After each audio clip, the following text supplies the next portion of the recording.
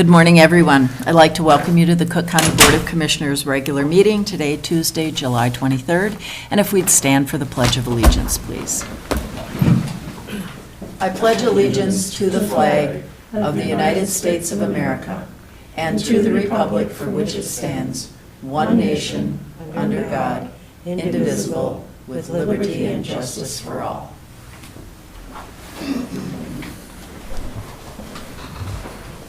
So as we get started today, are there any adjustments or changes to the agenda? Any adjustments? Madam Chair, I'd like to make a motion to approve the agenda. Thank you so much, Commissioner Mills. Is there support? I'll support that. Thank you, Commissioner White. We have a motion and support. Any further discussion? All in favor? Aye. Aye. Opposed? Motion carries. At this time, we have our opportunity for citizens to appear before the county board for a public comment period. And the public is welcome to address the county board on any matter of county concern. And when invited to speak, please speak into the microphone that we have up front for clarity. Sign in, state your name, address, and the topic you're addressing. Are there any members of the public that wish to speak this morning? Any members of the public?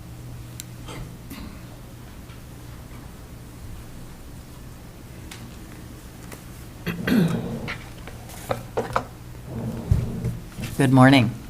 Good morning. Morning.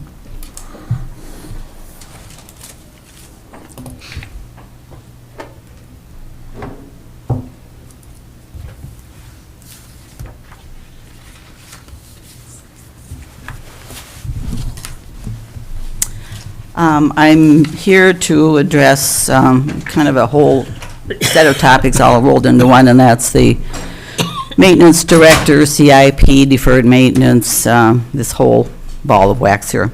And could you state your name and address just for the record? Okay, Arvis Thompson, Colville. Thank you. I watched the July I'm sorry, but if we had your full address, it could be helpful too. 1455 East County Road 14, Graham Ray. Okay. I watched the July 9th Commissioners meeting, and I was sad to see and hear how much distrust, demeaning, blame was placed on the maintenance department for not doing their job. And I'd like to remind us all that maintenance has been hamstrung for many years. They haven't been able to do their job because they weren't allowed to do their job. You can't accomplish tasks that you have planned when you're always running and putting out fires. But in order to fix that, you decided to hire a firm to do a CIP, a capital improvement plan with deferred maintenance, to the tune of $220. So now we have this wonderful laundry list of things that need to happen around the county. The insults continued when it was said, we do not have the skill set to get the work done, referring to the maintenance department. In terms of long-term planning, that's not what they do. The work needed to implement the CIP is beyond the maintenance department. They are knowledgeable about fixing stuff, but they don't write RFPs. I wonder what we did prior to this deferred maintenance plan when we didn't have county administrators who were trying to orchestrate what we were doing. I'm going to use Colville as an example of where I think there are some rather major issues. The deferred maintenance list, which I gave each of you a copy of, is not a list of needed repairs. It's a list of every system, and that's debatable because it is missing essential safety issues, with no one prioritizing the necessary versus the never need to be touched. Specifically, there's no handrail mentioned. That's a safety issue that's not yet been addressed, and I've been asking for that since 2015. Where's the chimney? That wasn't listed at all.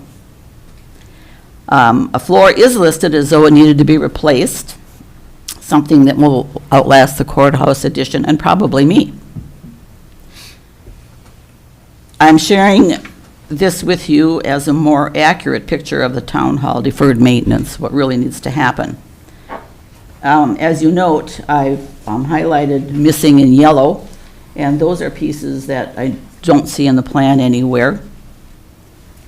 The chimney was something that was totally missed, and had I not mentioned it, it would never been addressed at all. Except perhaps when they tried to do the roof, and somebody may have said, oh, you might want to do this. Exterior doors are listed in this plan, and we took it upon ourselves to do one with professional carpenters, replace the door, no cost to the county. It's now done. The door was falling apart. If you'll note, there is a column there that is work that really needs to be done to the tune of, according to this calculation, $27,000. That leaves $172,000 of unnecessary work. Why is that? This list is not helpful to anybody except to list systems that at some point need to be looked at again. I looked at Hovland's list. I noticed that floors and walls are on that list to the tune of $88,000. Colville has floors and walls to the tune of $72,000. Those are not items that need to be replaced now, and probably never. It's called a little bit of maintenance, but not replacement, not to the tune of that $160,000. If this plan, if this deferred maintenance list is wrong for this particular building, what about the other 23? Do they all need to be reviewed by somebody and a new list created to prioritize what exactly needs to happen in these buildings? You talk about getting somebody who can handle a set of tasks that create a complexity, a set of jobs that create a complexity of tasks.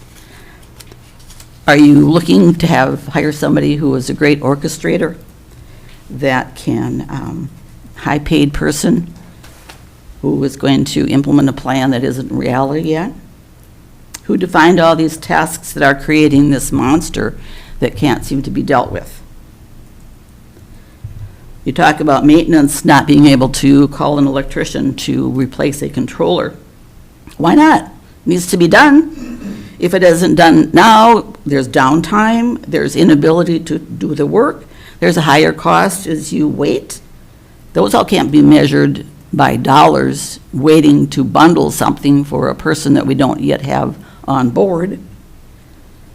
You just made a bigger job out of small, accomplishable tasks. Buildings that could have been done aren't. And maybe a couple strides are being made towards the community center and the town hall, but it's taken how many years?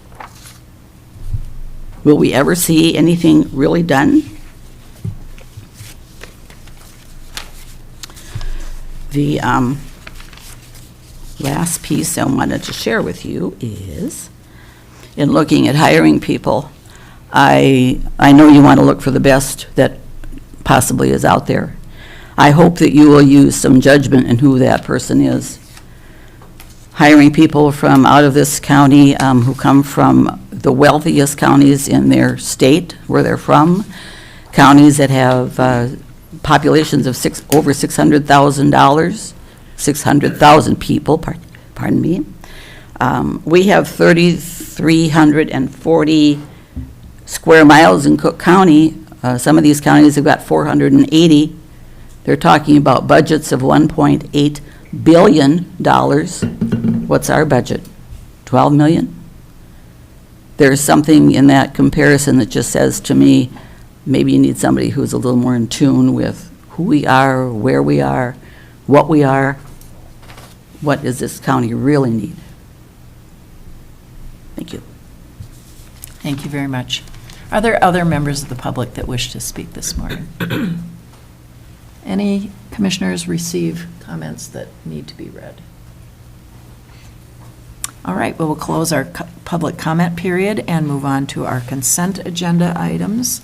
We have claims, minutes, a hire, a promotion, a voluntary reassignment included in our consent agenda. And is there a motion to approve? So moved, Madam Chair. Thank you, Commissioner Mills. Is there support? Support. Thank you, Commissioner Storley. We have a motion and support. Any further discussion? All in favor? Aye. Aye. Opposed? Motion carries. Thank you. All right, we'll move on at this time to our financial management plan update. And really excited to take a look at this, and we would like to welcome Bruce Kimmel. Good morning. Morning. Morning. James, would you like to say anything to kick this off, or should I just launch in? I can say a few words. So Brady and I have been working with Bruce to update the financial management plan. There were some things that have happened since the last update, which is going on, gosh, I want to say sometime last summer. It's been a while. So we've had a resolution of the Ty Blatnick federal payments in lieu of taxes question. So that's part of the new projections. We also, now that the board is contemplating putting an addition on the law enforcement center, that's something that needs to be factored in. And so we've incorporated those new pieces of information in the plan. And that's, I guess that's really all I have to say about it at this point. Brady, is there anything you'd like to add? No, I think that sums it up. Yeah, okay. Thanks for being here, Bruce. Yeah, thank you. Well, thank you, Madam Chair and Commissioners. Bruce Kimmel with Ellers. It's great to be back here. What I wanted to do is just give a brief run-through of the FMP. I think you've all seen previous iterations of it, and a fair amount of this has stayed the same from last summer in terms of the deferred maintenance list, although there are some significant changes, as James mentioned. We did update the model in terms of beginning fund balances for 2024, or rather cash balances for 2024, using your year-end 2023 numbers. So those are reflected, your actual performance to date through last year. We did also update, there were a couple things that needed to be changed as it related to the 2024 budget. And then Brady and James also gave me some preliminary information for 2025, which is also included. So we're really looking at this with, pretty decent numbers for 24 and 25, and then projections for 2026 through 2033. I did want to note, in case you didn't see it, that the first 7 years are on the front page, and then the last 3 years are on the back page. And, as is the case with long-term financial projections, it's really probably the first 5 years that are the most meaningful anyways. There's so many things that can change with your operating budget and with your capital budget and with the tax base of the county, that looking beyond maybe 2028 gets a little murky anyway. But we did want to provide information for the full 10-year span, and we'll keep updating this. Certainly the county can use this itself to update it and to look out over that time horizon. So if we want to just sort of go down, one thing I wanted to start with is the taxable market value and tax capacity of the county. As you may recall, your market value, when you compare the value for paid 23 to paid 24, increased about 13%, and roughly the same increase in your tax capacity as well.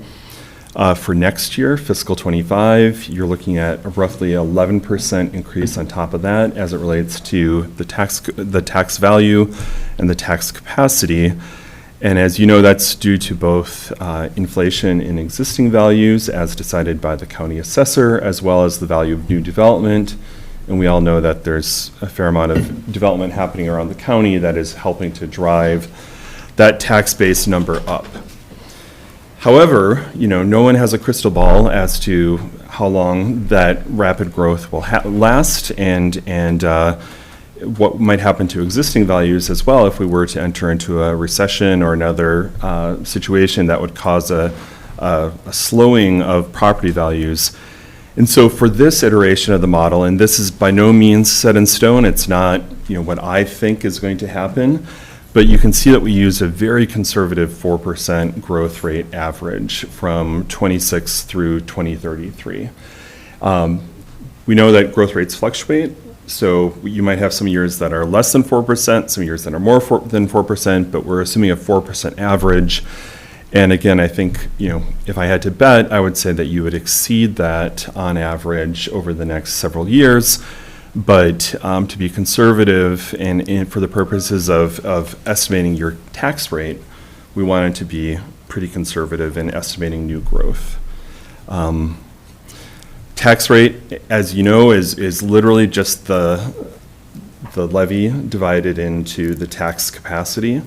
So I don't pay a whole lot of attention to the tax rate itself because it's all really more about what is the tax impact for the property taxpayers here in Cook County. But you can see, if you look out, even with this very conservative increase of 4% per year, that your tax rate actually decreases some and then holds steady at roughly 42% for the duration of this projection. Certainly, if you have new funding needs on the operating side or on the capital side, that number will go up, right? Assuming that tax base increasing at 4% per year. But what I wanted to show here is that with the projected increases in operating costs, with the deferred maintenance plan, and with a significant amount of financing on top of that for the law enforcement center improvements, you're still looking at really a pretty level projection in terms of county performance, and not needing certainly any massive increases in the tax rate in order to fund your costs. So I sort of see this as a foundation, if you will, on which to build as you look at additional needs and priorities across the county, again, operating or capital or both, if that makes sense. So then moving into the general fund, the cells that are highlighted in yellow are numbers that I've taken from the county's draft budget for 2025.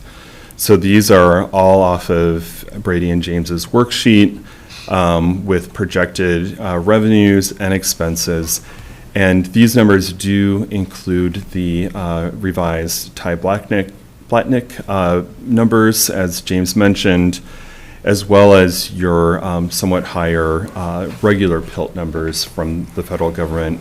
And Brady Brady provided those to me, and we've discussed them as to how they're already factored into the projections for 2025.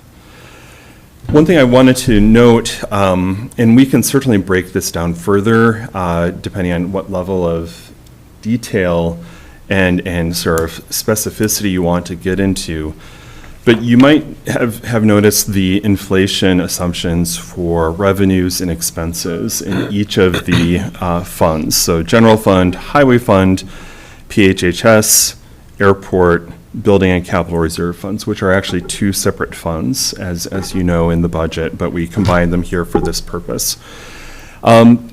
So when going back up to the general fund, when you see a 3% increase, that's saying we're estimating on average that your non-levy revenues coming into the general fund will increase by 3%, and that, excuse me, your general fund levy will also increase by 3%. And, the non-levy revenues increasing at 3% was, I think, it was an attempt to be fairly conservative in terms of assuming what other revenues would be coming in to support the general fund. And what we saw here is that, especially with the addition of the surplus local option sales tax, I'll talk more about that in a moment, all things being equal, you really don't need more than a 3% increase in the general fund levy on average, again, all things being equal, to keep the general fund in balance. However, again, all things being equal, if you use that surplus local option sales tax money for other purposes, and you might recall that you have a great deal of latitude on how to use that, the revenue, other revenues into the general fund would need to be higher in order to keep things generally in balance. So this is not a perfect or a all-knowing projection, right? If you push or if you pull on one piece or the other, it's going to cause a change in another part of it. But I wanted to explain that in relationship to the general fund in particular, because it is your largest fund and because you do have this X factor of the local option sales taxes coming in and being available for any number of county priorities over the next 5 years or so. To that point, I did want to note, Brady provided some updated numbers on the status of the fund, and you really have a number of opportunities before you here coming up in about 6 months. On 2/1 of 25, that is the first date at which you could just pay off the 2020 bonds that was a refinancing of all of your 1% local option sales tax debt. And then you would be free and clear to use that loss as it comes in for anything the county wants, essentially capital priorities and or operating costs through essentially the first half of 2030. Okay, so that's the May of 2030 is when we have to turn off the spigot on the existing 1% sales tax. Unless, of course, you get a renewal for another purpose or purposes from the state legislature. But if you look at that, essentially paying off the bonds and then continuing to collect, even assuming a conservative collection projection for the next 5 years, you're looking at upwards of $14 million of additional revenues that would be coming into the county, and that's what we've reflected in this blue section of the FMP. If you add up all those numbers through the first part of 2030, it's about $14.7 million. That said, I want to just caveat and note that it may or may not be the best choice of the county actually to pay off those bonds early, because Brady and Kelly are able to invest county funds at such a favorable interest rate right now. That rate is actually higher than the rate on the bonds. So it could, at least for some period of time, behoove the county to let that debt service ride and still keep paying the principal and interest on the bonds for some period of time. Still, you would have more in surplus that you could continue to invest and use as you need, and we can help with those projections. But that's something that we'll be paying attention to. You know, I think my default thinking is at least, hey, if you have an opportunity to pay off debt, let's do it. But that's somewhat predicated on the idea that, you know, the county used to only be able to earn 0.5%, if that, you know, on funds, and now it's closer to 5%. So that, you know, will continue to evolve. We do expect interest rates to come down at some point. They haven't started doing that yet. But if Brady and Kelly find, hey, our investment rates are starting to decline, well, then it might make sense to take another look at paying off that debt. Or you, as the elected officials, might decide, you know, even with the ability to earn investment earnings, we still just want to pay it off. That's your prerogative. I just wanted to plant a flag for future conversations on that. And also just know that at any time after February 1st of 2025, you have the ability to just raise your hand with essentially 30 days notice to the bondholders and pay off the bonds. So it's not like this call date of 2/1/25 is somehow your only shot, or that you have to wait 6 months or a year or anything like that. You have complete flexibility on when to prepay debt with the accrued interest to that date. But we can pull that trigger, make that happen very quickly, and whenever you and your finance team see fit to do that. So you're in a great position with that, right? Because You know you have the flexibility to use those local option sales tax dollars to meet any number of needs around the county. And/or you could do something as passive, if you will, as using it to reduce the need for levy increases as well. And that's totally acceptable, totally fine. Let me stop there because that's a big chunky issue, right? The local option sales tax, $14.5 million is a lot of money. Let me ask you if you have any questions for me or Brady or James about the general fund projection and the use of those local option sales taxes. I know we've touched on it before, but let me stop there for a second. Commissioner. For the listening public, and I spoke with Brady about this, could you do a history of the 1% sales tax and how come we still get to keep that money when our bond is paid off? And just what that, I mean, it's 14 million, I get this, but I believe this is, the details are not necessarily known by a lot of people or forgotten. And so I just think it would be good to know for the public that the commissioners way back when went to the state, lobbied to get a 1%, shouldn't be telling you, lobbied to get the 1% sales tax to help our county run. So if you, the expert, could explain it better than I would like you to, or Mr. Powers here could do it, one or the other. Just the history of how it started, and here it is, and good for us. I would actually defer to Mr. Powers on that since he was here for that, yeah. Well, I'd go back even farther. The first 1% sales tax was 1994, and that was for the hospital, actually.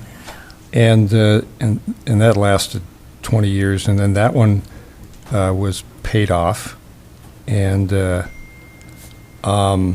were some funds remaining in that case, but it wasn't written the same as this law. And in that case, once the bonds were paid off, we stopped collecting. It ended. We had some leftover funds at that time, a few $100,000, and the hospital asked for it for ambulance, so the board granted that. And then we just waited a couple of years when that one expired, because plans were going around for broadband and for some expansion of the community center, which turned into the YMCA. There are a lot of projects. So eventually the board put together a long process, a $20 million project list that included broadband, the YMCA, money for Superior National, the library, Tofty Community Center project, and some biomass was studied too. And then, so that then went into effect, as Bruce said, May of 2010 was the first collections on the second round of local option sales tax, and that's a 20-year bond. So that's the projection here, is the 20 years ends from 2010 to 2030. This one was written differently. This statute says when the bonds are paid off, you can end the sales tax. The board can just end it if they choose, or they can continue to collect it till the end of the 20-year bond period. So this projection is assuming you're going to continue to collect it even after paying off the bonds. So that's kind of a short version, but. And I would just add that provision that allows you to continue collecting if you desire to do that after the redemption or the paying off of the bonds is very unusual. I think I was actually here and Commissioner Mills said, could you look into that? And I was like, that can't be right. And then Brady, sure enough, sent me the language that showed that is absolutely crystal clear correct. So whoever drafted that legislation in 2009 did the county a solid in giving you that flexibility. And I wouldn't expect you to be able to do that again. The clamps have really come down on local option sales tax, and I can pontificate at you. I think it's ridiculous that the legislature is taking the steps that they have. That's my own personal opinion. But, you know, again, they talk about local control, but then they want to take away local control, right? So, but regardless, we don't know exactly what will happen with the recasting of local option sales tax through this moratorium period that ends in 2026. But I do think that any future sales taxes that Cook County requests and that your voters might approve would not have that kind of flexibility that you have currently. Thank you. Other questions? Commissioner Starling. Thank you. Well, thank you for helping us understand the debt service to let it ride. With the interest rates the way it is right now, I really feel that that is where we are right now, and I would support that rather than pay off right now, because the interest rates for government is what? 5%? Yeah, I will Yeah. defer to Brady, but It's been in the 5.5, 5.75, since you saw the inflation hit and the Fed took that action to increase rates. We've benefited, our money market rates have been at that 5.5, 6. Expect it to go down. They keep announcing that this should be the end, and, but. It's election year, who knows? Yeah. I mean, there were So- times when Yeah. Brady was probably happy to get 5 basis points on money market, which is, 0.05%, right? And to see it at 5% now, 5 plus, is just pretty remarkable. Yeah. Thank you on that. Absolutely. Other questions? Commissioner Mills. Thank you, Chair. Thank you, Bruce. Yeah.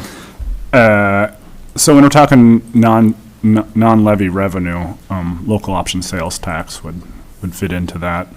Is that considered non-levy revenue? Actually, I'm glad you mentioned that. I have and that's where I maybe could clarify this further. I've been conservative and assumed for essentially 2025 that you would collect again at what you essentially collected in 2023.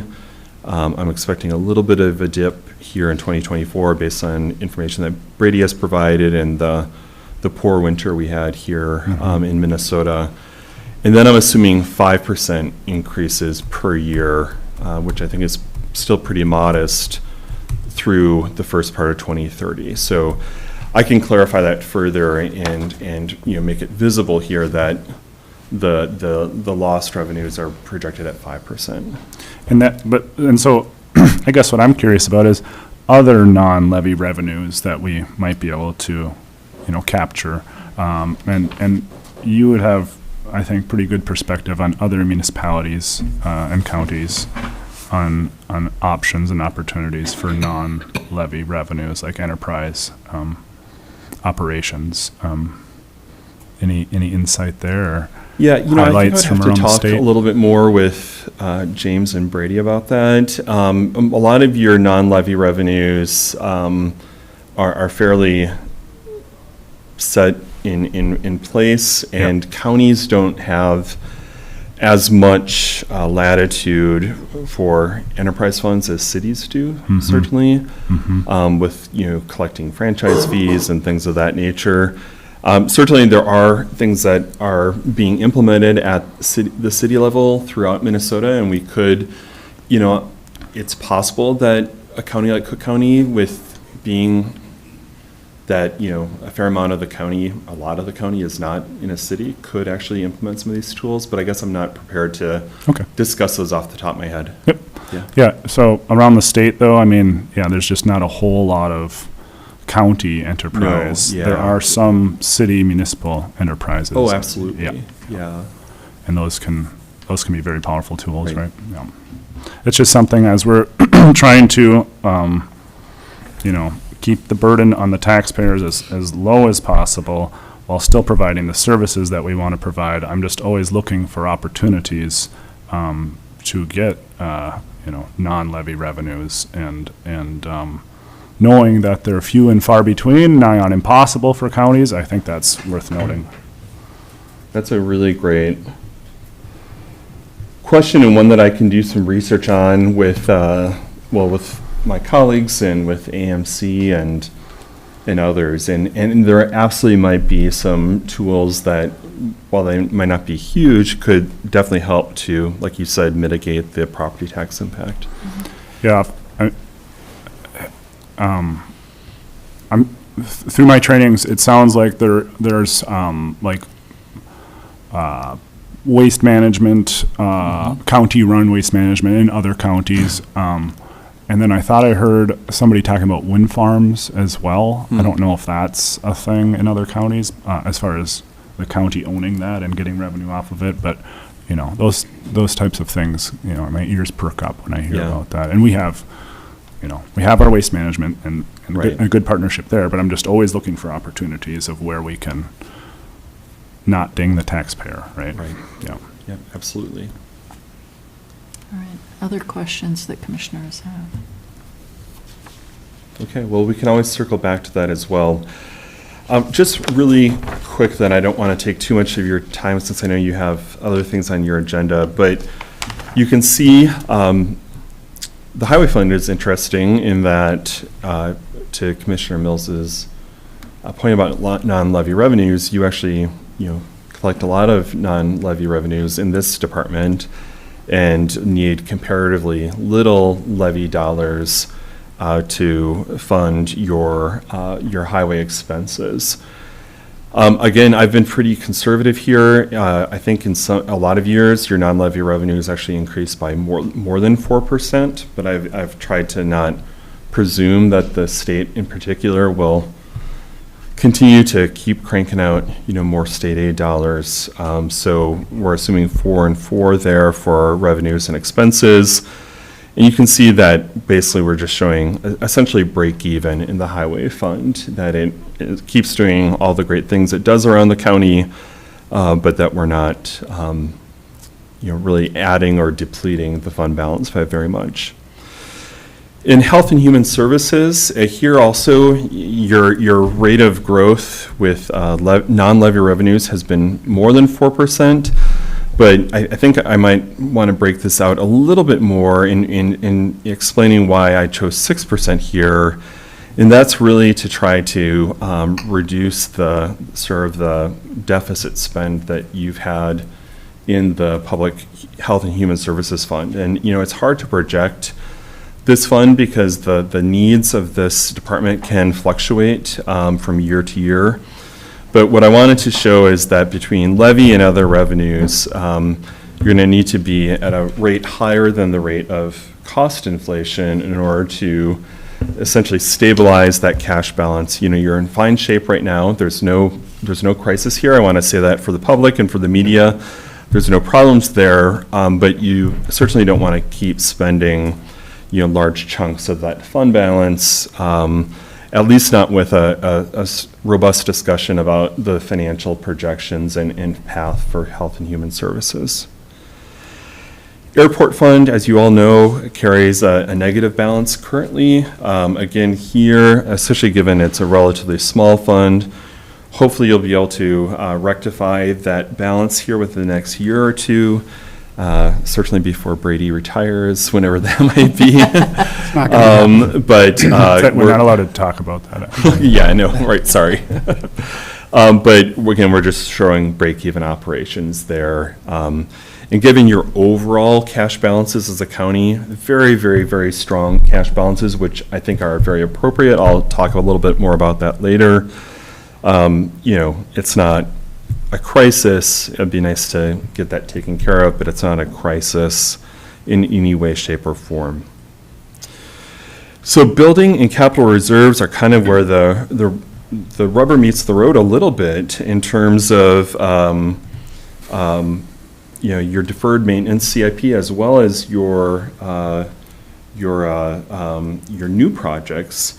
As you know, late last year you issued some debt to take care of projects here in 24 and 25. I don't know the exact status of those capital improvements, but you did net about $2.7 million from that bond issue late last year for a whole variety of capital projects in the county. You might recall the laundry list that we said would be funded with those bond proceeds.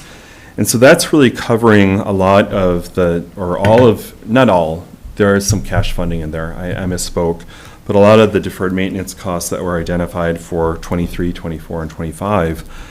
But then James and Brady did ask that I include a $7 million placeholder, and that's just a placeholder. Actually, they didn't suggest that. They said the range could be between, I think, around a little under 6 million up to maybe something around 7 or 7.5 million. And so I chose 7 million as a proxy there for what you could be looking at for a bond issue. And then you might recall the deferred maintenance plan did have some pretty large projects later on in that 5-year time horizon.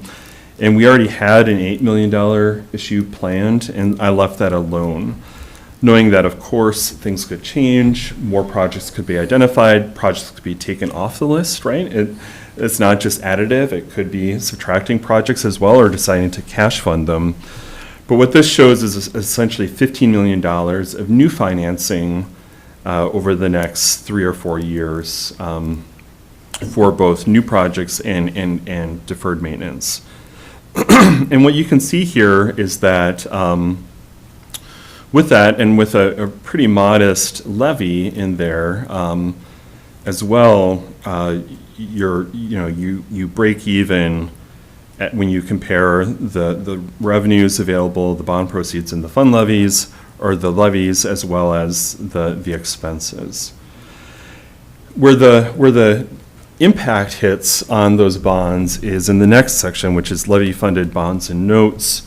You see that you have relatively little debt service for your existing levy-supported debt. That is really the 2023 bonds, because basically everything else is paid back with either the 1% sales tax or your transportation sales tax. You might recall a few years ago you sold some bonds that are repaid with your half-cent TST. So then what you see here on line 71 is the existing debt service on the bonds you sold last year, and then line 72 is the cumulative impact of the debt service on the $7 million debt that is assumed. That's the $540,000 per year. And then you can see we assume debt service starting in 2028 for that $8 million bond issue, right? And that adds, roughly, not roughly, $610,000 per year to bring that total new debt levy to $1.15 million. Does everyone see that, how that kind of ramps up there? And then your levy-funded debt service is shown on line 74, and again, we're just assuming break-even operations in this debt fund, and there's really no reason to have swings in that fund balance. It really just serves to pay principal and interest on your bonds. I did also have my bond analyst colleague at Ellers run some numbers for that hypothetical $7 million issue, and I was rather proud. I had just forecast the 540, and she came back with projections that showed that annual debt service, even with a bump in interest rates, and we're not expecting interest rates to go up still, we're expecting them to start coming down, but I asked her to pad interest rates by about 50 basis points, and she came in at almost exactly 540. So even though I'm the talking head up here, I guess I still know how to run bond numbers too. So that's, I think, a pretty good and actually conservative estimate of what your debt service would be on that bond issue. So if you look, last thing I wanted to just add before we go back to questions and discussion, if you look at the ending combined cash balances, as you can see, all things being equal here in 2024, for these funds, right, this doesn't include your half-cent sales tax fund. It certainly doesn't include your 1% sales tax fund. And there's a few others that aren't part of this as well. But for these funds that are listed here, you can see that you're looking to end 2024 with a cash balance of about $26 million. And that given all the assumptions here with capital costs and your levy increases and operating expenses inflating, you can see that over the 10-year time horizon, we pretty much end back in 2033, almost exactly where we are today, with about 26 million in fund balance. And I will just note, again, to come full circle, that is really driven a lot by that local option sales tax coming into the budget, right? If you decide, and very reasonably could, that you want to spend it on certain capital projects, and maybe capital projects above and beyond the law enforcement center project, either your fund balance will go down by more, right? Or you'll have to raise your levy by more in order to keep it roughly in that same range. And so that's that whole push and pull thing that I discussed earlier.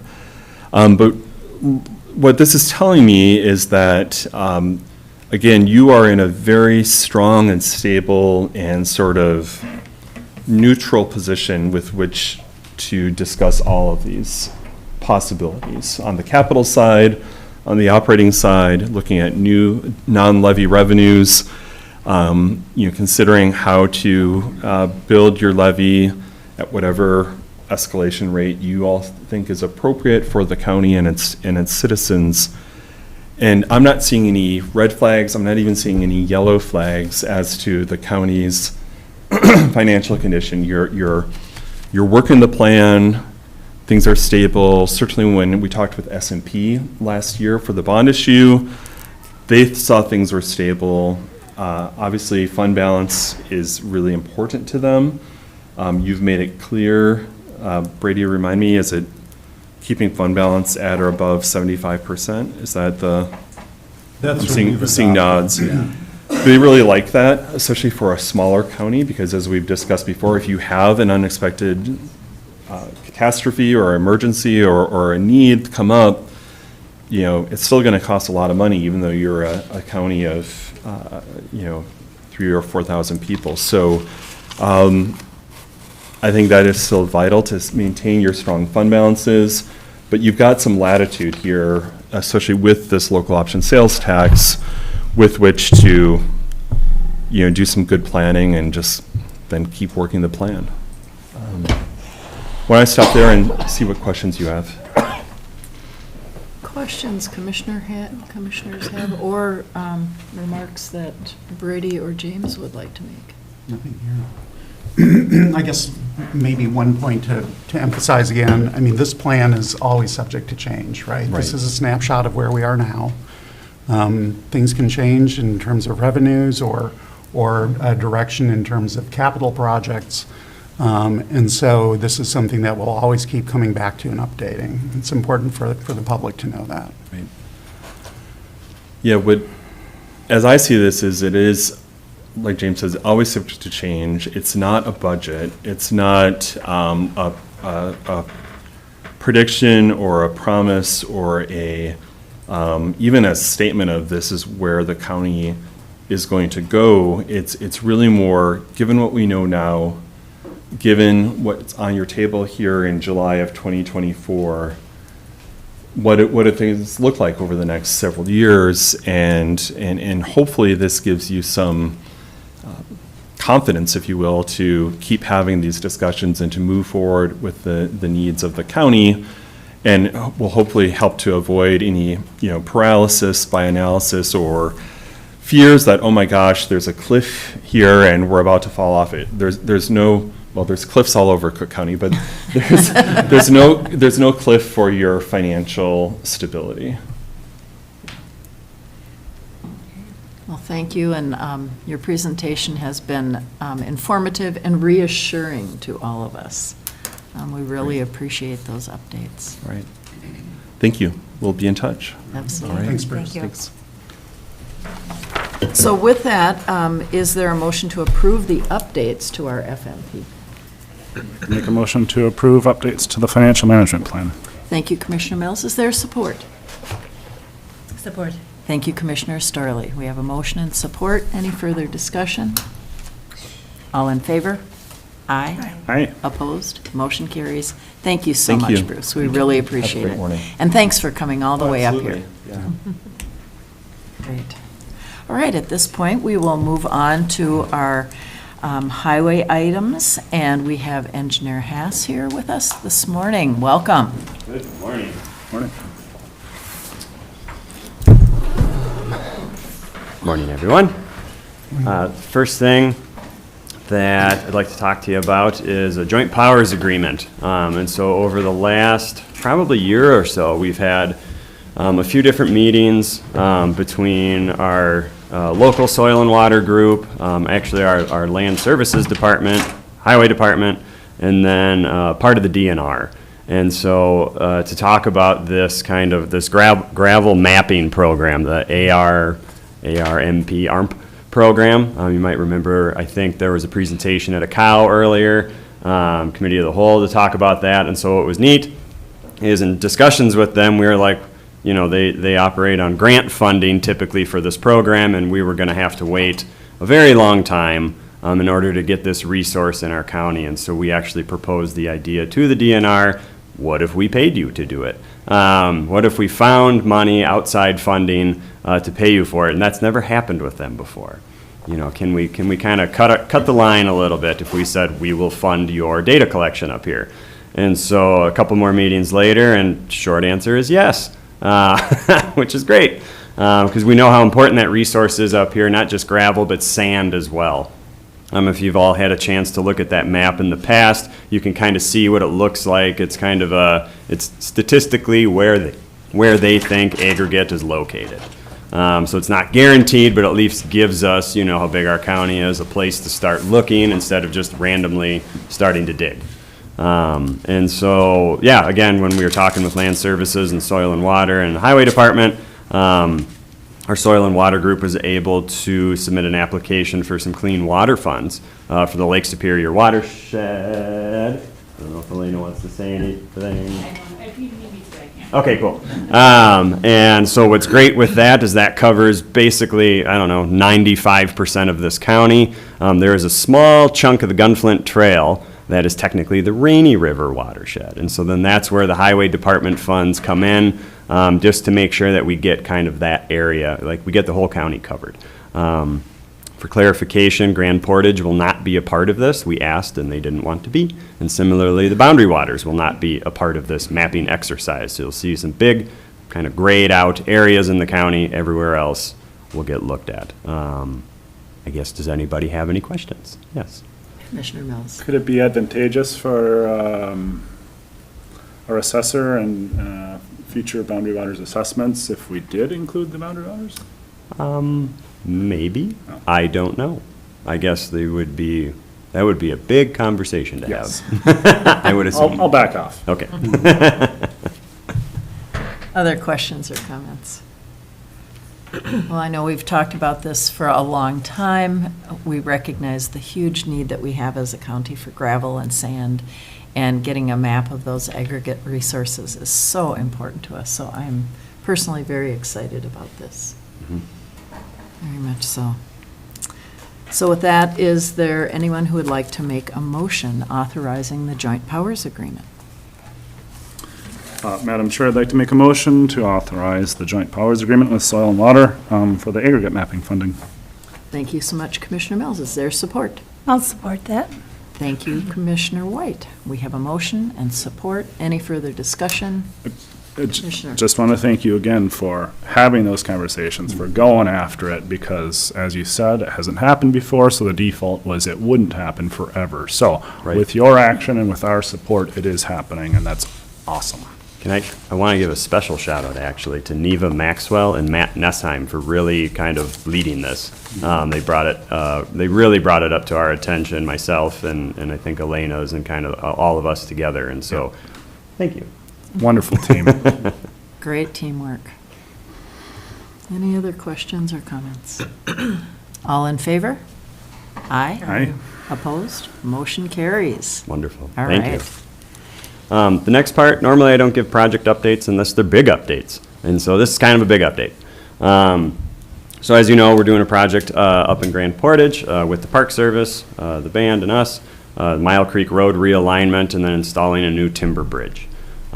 We had to make a pretty big change order for that project. Normally, we do a change order, a couple $1,000. We missed a quantity of aggregate, or you found a rock in the ground, and that costs a little extra money, not a big deal. In this case, the change is lengthening the bridge, which is a huge, huge thing, and normally something you don't do once you start digging. But, we, after, kind of some of the jurisdictional issues that have been going on between the DNR and the band and the county as a whole, kind of respecting our project partner's position in that, we decided to lengthen the bridge.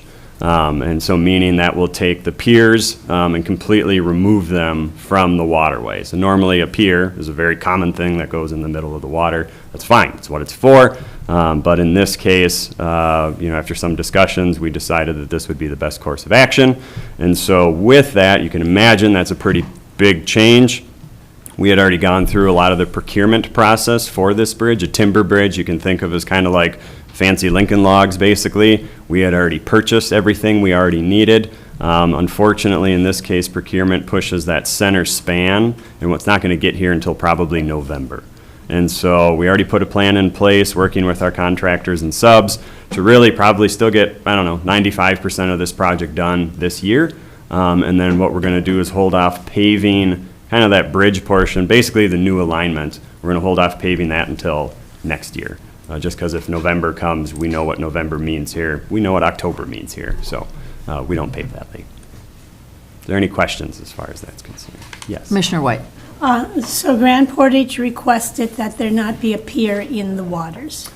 Just between the understanding of what the ongoing things, and Molly, feel free to stop me if I can or can't talk about this as well.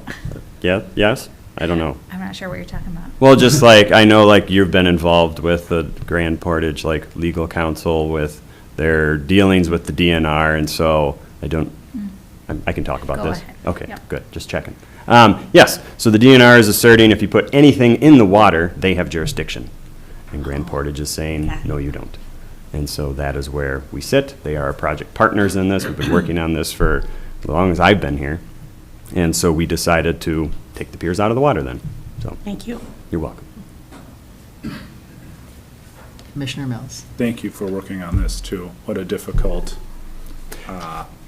thing to navigate, or maybe not if you just like pull out and you're like, we'll do it a different way. So, but still, I really appreciate the work that you put in there. I appreciate. Thank you. It's been easy. I won't say it's been interesting to sit on the side and learn about all of it. But I think all of our partners on this project have been involved and on the same page from day one with it, especially, in concerns with jurisdiction or even just what we want the project to be on the whole. So it's been really great. I think every government acronym you can think of has been involved with this project, so it's been kind of cool. All right, well, thank you so much, and we appreciate the update on the jurisdictional issues and the path that we are using to move forward. Cool. Thank you. All right, thank you. All right, Commissioner Mills. Do you, I thought I saw it go up. No, I might All right, twitch though. all right, all right. Keep my twitching to a minimum. Hey, all right. I see that Rowan Watkins, Director of MIS, is here with us this morning, Management Information Systems. Welcome. Good morning. Good morning. Madam Chair, Commissioners, today we have a annual update, departmental update for you all. And so,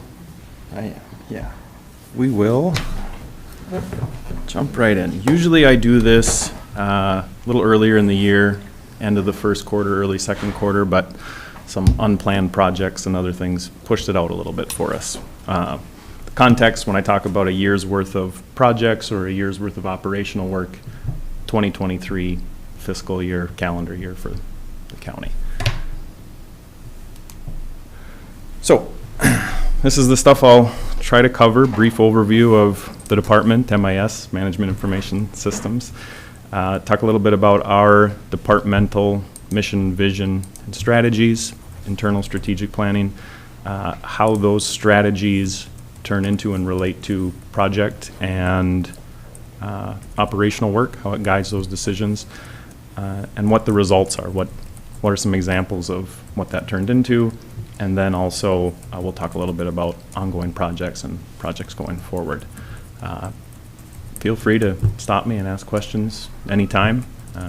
Pretty short, maybe 15 slides, and we'll go through. I'll stand for questions at the end, as always. So, our stated mission is providing technology solutions that enhance the delivery of county services. And we do this by driving innovation, overseeing the development and delivery of new products and services across the organization. And we also need to maintain efficient and secure IT operations, as well as compliance and industry standards and regulations for all of our systems. We do this also while focusing on financial stewardship for the organization, and that means continuously working to optimize our technology investments, managing vendor contracts and relationships, and then working closely with other departments to ensure that the systems and services and products we put forward meet their goals and needs. As the technology leadership team for the organization, we're also responsible for safeguarding our digital assets and play a key role in maintaining the integrity of the operations across the organization. And we do this with a relatively small staff. To accomplish that, we rely on project management, strategic planning, risk assessment, and a lot of other tools. But we're also really lucky in that we just have an extremely talented staff with a wide background, skill sets, and just naturally curious people that like to fix things and make things better. Just fosters a kind of a natural environment of continuous improvement. And so we're really lucky there. How the department is broken up, we divided into 3 distinct service areas. IT, or information technology. This includes our internal network, so things like leased fiber, servers, switches, firewalls. The infrastructure that connects and secures all our buildings and systems and data. It also includes procurement, integration,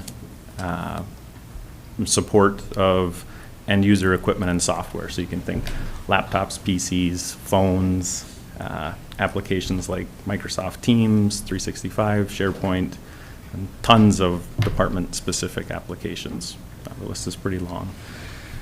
And then GIS, or Geographical Information Systems, is everything geospatial or map-based, so NextGen 911 and how 911 caller location data is provided to our dispatch center when people call 911, to creating fire districts based on response time from fire halls, to commissioner districts based on census data, changing of documentation around parcel splits, and tons of custom web applications. Probably the most familiar example and most used example of a custom web app that GIS created and maintained and provides a public-facing one would be the tax parcel finder app. Very heavily used and very widely available. And then lastly, radio communication. And so the radio communication program supports and manages multiple public communication safety systems, as well as a huge amount of critical infrastructure that supports all types of wireless service throughout the county. Services like cell service, broadcast radio like WTIP and Minnesota Public Radio. The Armor system, which we're familiar with, is used by every public safety agency that operates in Cook County. And then additionally, through contract management and policy, the radio communications program provides management of tower sites, tower properties, and tenants who use county-owned towers infrastructure to facilitate and provide those services throughout the county. So it's a wide range of what we get to do in the MIS department.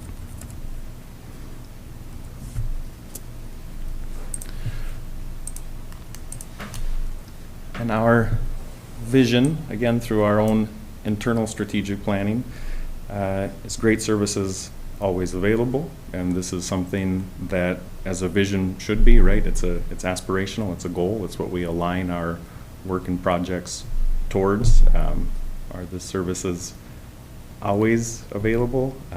Maybe not always, but we work towards it. And it informs the decisions that we make, right? So when we're talking about things like what product or services are we going to select and roll out, and who has a role in supporting that, that is in the back of our mind, informing that decision, making sure that there's support behind it, and that we have a good way to make sure that it's a good product and readily available for those who need it.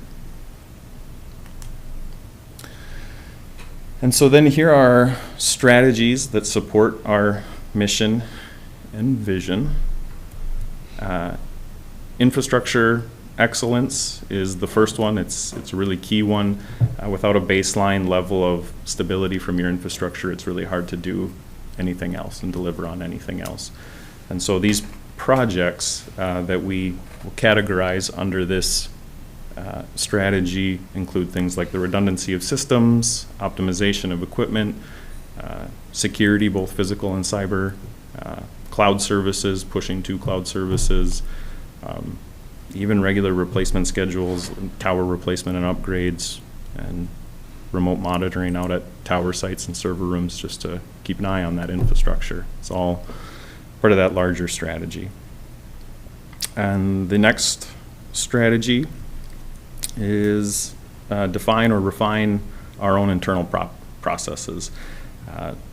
Oftentimes it's kind of the last mile, things that don't get done always, but we are and continue to be in really good shape here. Probably the one that you're most familiar with and heard me mention so many times is our service level agreements. And these documents are really key in allowing a department of our size with our scope of responsibility to operate at a high level. And largely it's about ensuring a clear understanding of roles and responsibilities and managing scope with those limited resources. But as needs arise or mandated to us by federal or state partners or other reasons, we continue to change and update as needed. And then once you have those two things, the good infrastructure and well-defined processes, it lets you build out beyond that. And so from there, our next strategy is e-government solutions. And some examples, really it's anything that allows either internal staff or the public to work with and get services electronically through to the county. So GIS resources like our open data portal and other self-serve public-facing tools that the public can access and leverage online. E-permitting is a great example of that, where you're getting your permits electronically, online payments, a huge range of things you can pay online for that are facilitated through that. So airport lot leases and hangar rent, community center fees, court fees and fines, traffic tickets, property taxes, revolving loan funds, wilderness outpatient. It's a long list. The property and tax information is another good example of that. And then more internally for us, SharePoint and OneDrive, allowing our users, our staff, to access internal data from anywhere in a really simple and secure way. And then strategy number 4 is mobile services. So this includes kind of an overlap of different services as well as different strategies, but things like increasing cell coverage throughout the county and tower infrastructure, sustainability through our contract leases allows mobile devices to be used in a broader area of the county. Provides a platform for our GIS applications and other e-government apps, both citizens and employees. Some examples would be like the culvert sign and app used by the highway department, or our county map gallery that has custom online apps geared towards everything from zoning and land use, tax parcel info, to public safety and recreation. Specific maps within each of those. And then of course the management of our mobile devices. And then lastly, customer service. And it's really focusing on regular replacements there for the end user devices, making sure that the tools, technology tools that our staff have are working well, and training resources, making sure we're educating people on the tools that we have and provide for them and that are available. And remote support is a big one for us here too as well. It allows us, again, as a small staff to kind of be a lot of different places at once.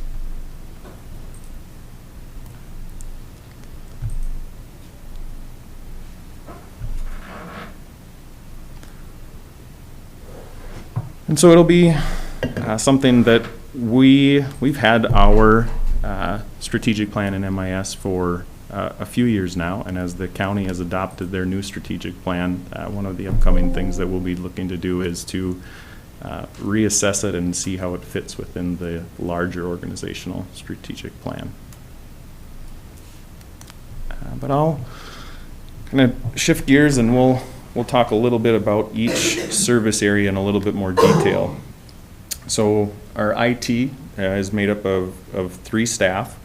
I won't read it all to you, but there's a list of a lot of the kind of the day-to-day operational requirements and duties that IT has.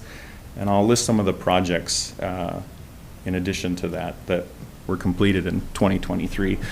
We did a lot of server consolidation and optimization. A project that was unplanned and sort of mandated to us by the state would be the CJDN, or Criminal Justice Data Network, IP conversion.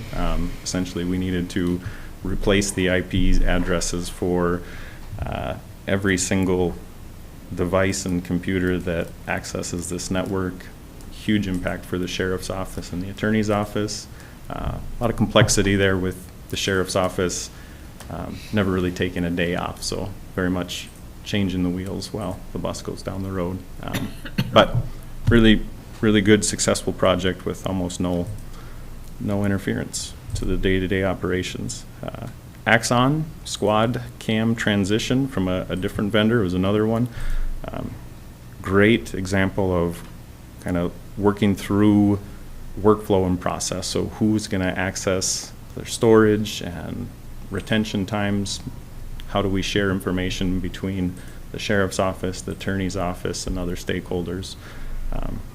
Good project we did.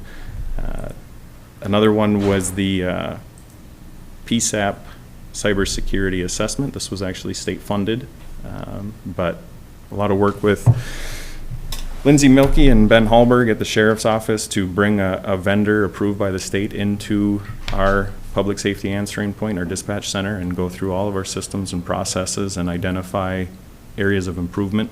And then that actually stemmed a couple more projects of implementing those changes and improvements. Something that would be pretty expensive if you had to do it otherwise. And in this case, because the state was funding it, it just costed our time.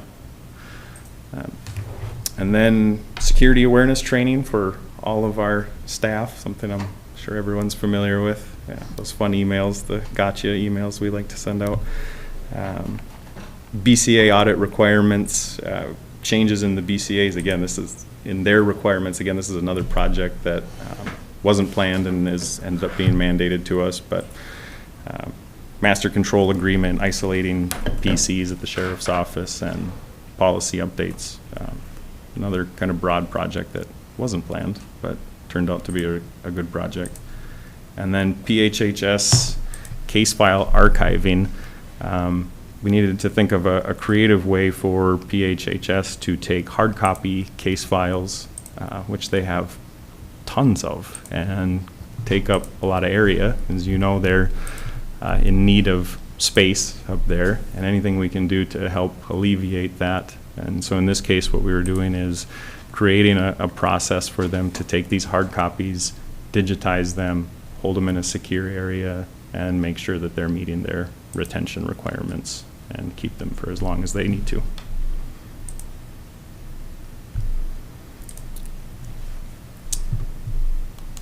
And then GIS.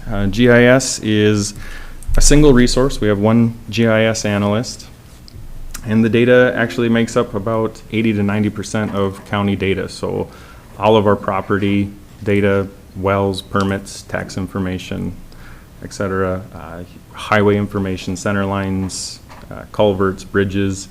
Our public safety uses GIS integrated with dispatch systems and in squads, the maps that they access. Emergency management all has a huge GIS component. And our GIS analyst is the keeper and builder of this data. And in addition to a significant number of operational tasks such as the parcel splits I mentioned, the custom map maintenance and application project works, our GIS portal includes a public gallery of 8 different mapping applications. And again, I mentioned a little bit before, but they're within each one of those categories, including transportation, recreation, public safety, home and property. There are custom-built maps and apps that the public can access and use, and something I think is underutilized and could get used a lot more. It's a really nice resource that's out there for the public. Briefly, some GIS-related projects in 2023 that we completed include GIS project account. So we took funding from the Plat book transition to a digital format. We used to set aside money to print a hard copy.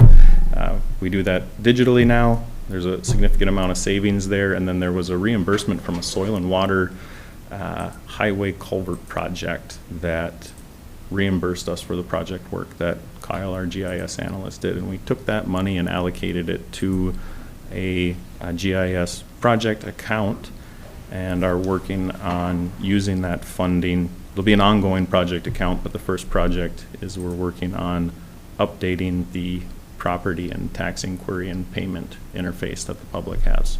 And so a nice kind of self-funded transition there to provide some improvement in services. Other projects that were GIS related, the PLLS corner grant, disaster imagery capture, our capital improvement or CIP story map and interactive map. We did a lot of work there during those public sessions to display the information we got from CRBPS and the data that they had and the proposals.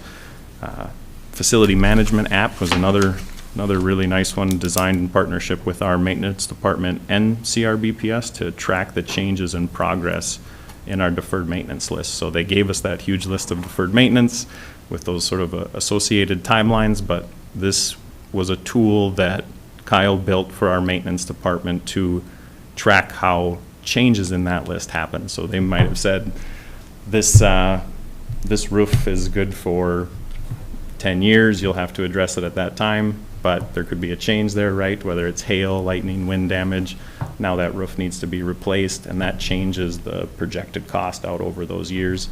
And the application is designed to track those changes and be able to feed them back to CRBPS or whoever's helping manage that with us in a clean way. Tons of Next Gen 911 grant work, as well as pictometry, which is our regularly scheduled flights for updated imagery, and then all of the quality control and integration that goes along with that every year. And then our third division is radio communication, and this is also a single person radio communication analyst. And Cook County owns 13 communication towers and owns another 8 in some capacity.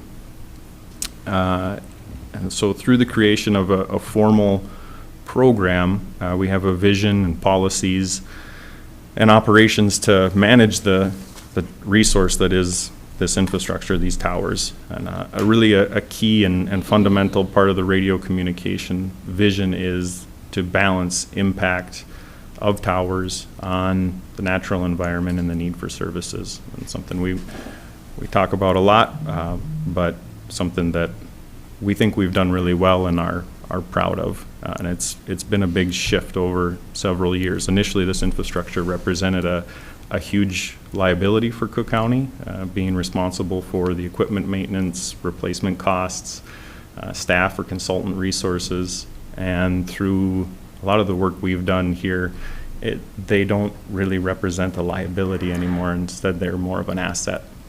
And that's because of what we've done with contract management. It funds and pays for itself now. The long-term goal for the program and the tenant contracts off of our radio communications infrastructure is that it'll eventually cover the complete costs associated with tower management and public safety communications.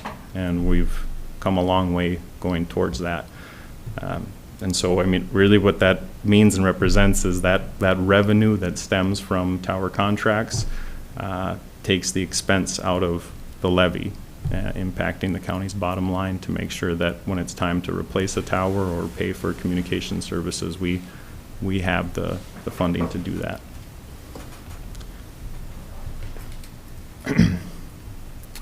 So that's a lot about the towers, but the radio communication analyst is also responsible for maintaining several critical public safety communication systems, including Armor, which I mentioned, used by every public safety agency that operates within the county to coordinate public safety efforts.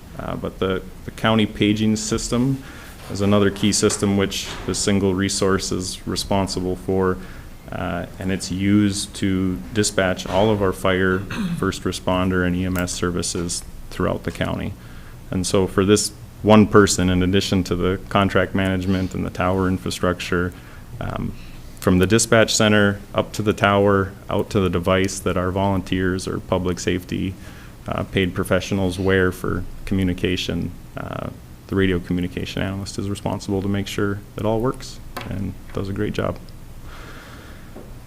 I'll briefly list some projects here as well for 2023. We had multiple communication tower leases completed, discussed the importance of those, but some of our tenants that completed contracts with us in 2023 include AT&T, Customs and Border Protection, the DNR, National Park Service, and Northwest Radio. And just another chunk of tower leases that move us closer to fully paying for the radio communications program. We also had the removal of 2 communications towers, which went, I thought, largely unnoticed, at least in comparison to if you were to build 2 communication towers. But Lutzen and Old Ski Hill in Grand Marais, and it really does represent the benefit of how we manage the radio communication program by driving co-location, when you can take 2 towers down and you don't see a reduction in service, right? So no services were lost, and a real tangible view improvement or less of an impact to the view shed is done. So another really great project. And then other things too, we also updated the tower ordinance. We rolled out new radios to Cook County Search and Rescue, and kind of an experiment in trying a different vendor that offers public safety grade radios, but for significantly less than what we have paid for radios in the past. And it seems to be working well. So kudos to Jay for digging into that and making sure that they work and meet the needs. And then we also did some additional expansion on site security and monitoring, again, just to help us keep informed of the condition of the assets, what's going on out at the tower sites. And so then I've used this slide a few times, but I think it's beneficial to illustrate how these 3 divisions overlap and talk about some of the benefits of managing them together. It's pretty common in other counties that they live in different departments, that they're managed differently.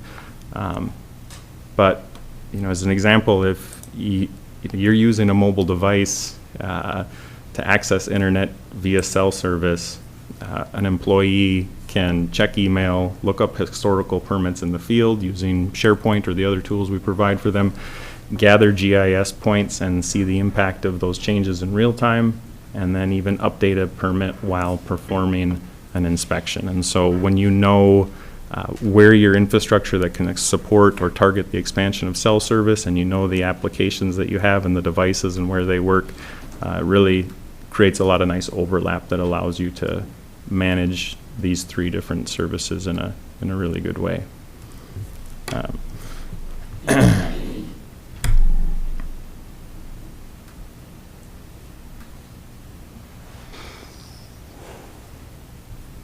right.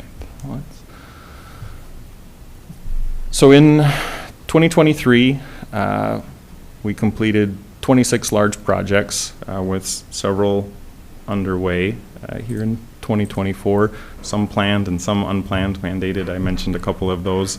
And then our operational work is kind of always going and happens at the same time, obviously. So our help desk reporting shows that we're averaging about a little over 1,600 tickets a year submitted to the help desk. And then, of course, all the regular replacement schedules, roughly about 135 laptops replaced on a 3-year replacement schedule. We break that down. That's about 45 or so laptops we're replacing every year, and that's before doing any onboarding or offboarding where we have to take them in and switch them out. So it's a heavy workload for a small department. I wanted to share some of our reporting statistics. So this is where we pull those numbers from. This shows tickets by department, and we use this to inform a lot of the decisions that we make. Here's another one that shows both tickets grouped by department and service type. So you can see kind of the dark blue there is things that we call My Technology. And it helps us know where we need to apply training or look at considering changing either policy, support stuff, where we're doing a good job, or if we need to look at different tools. Training is a big one.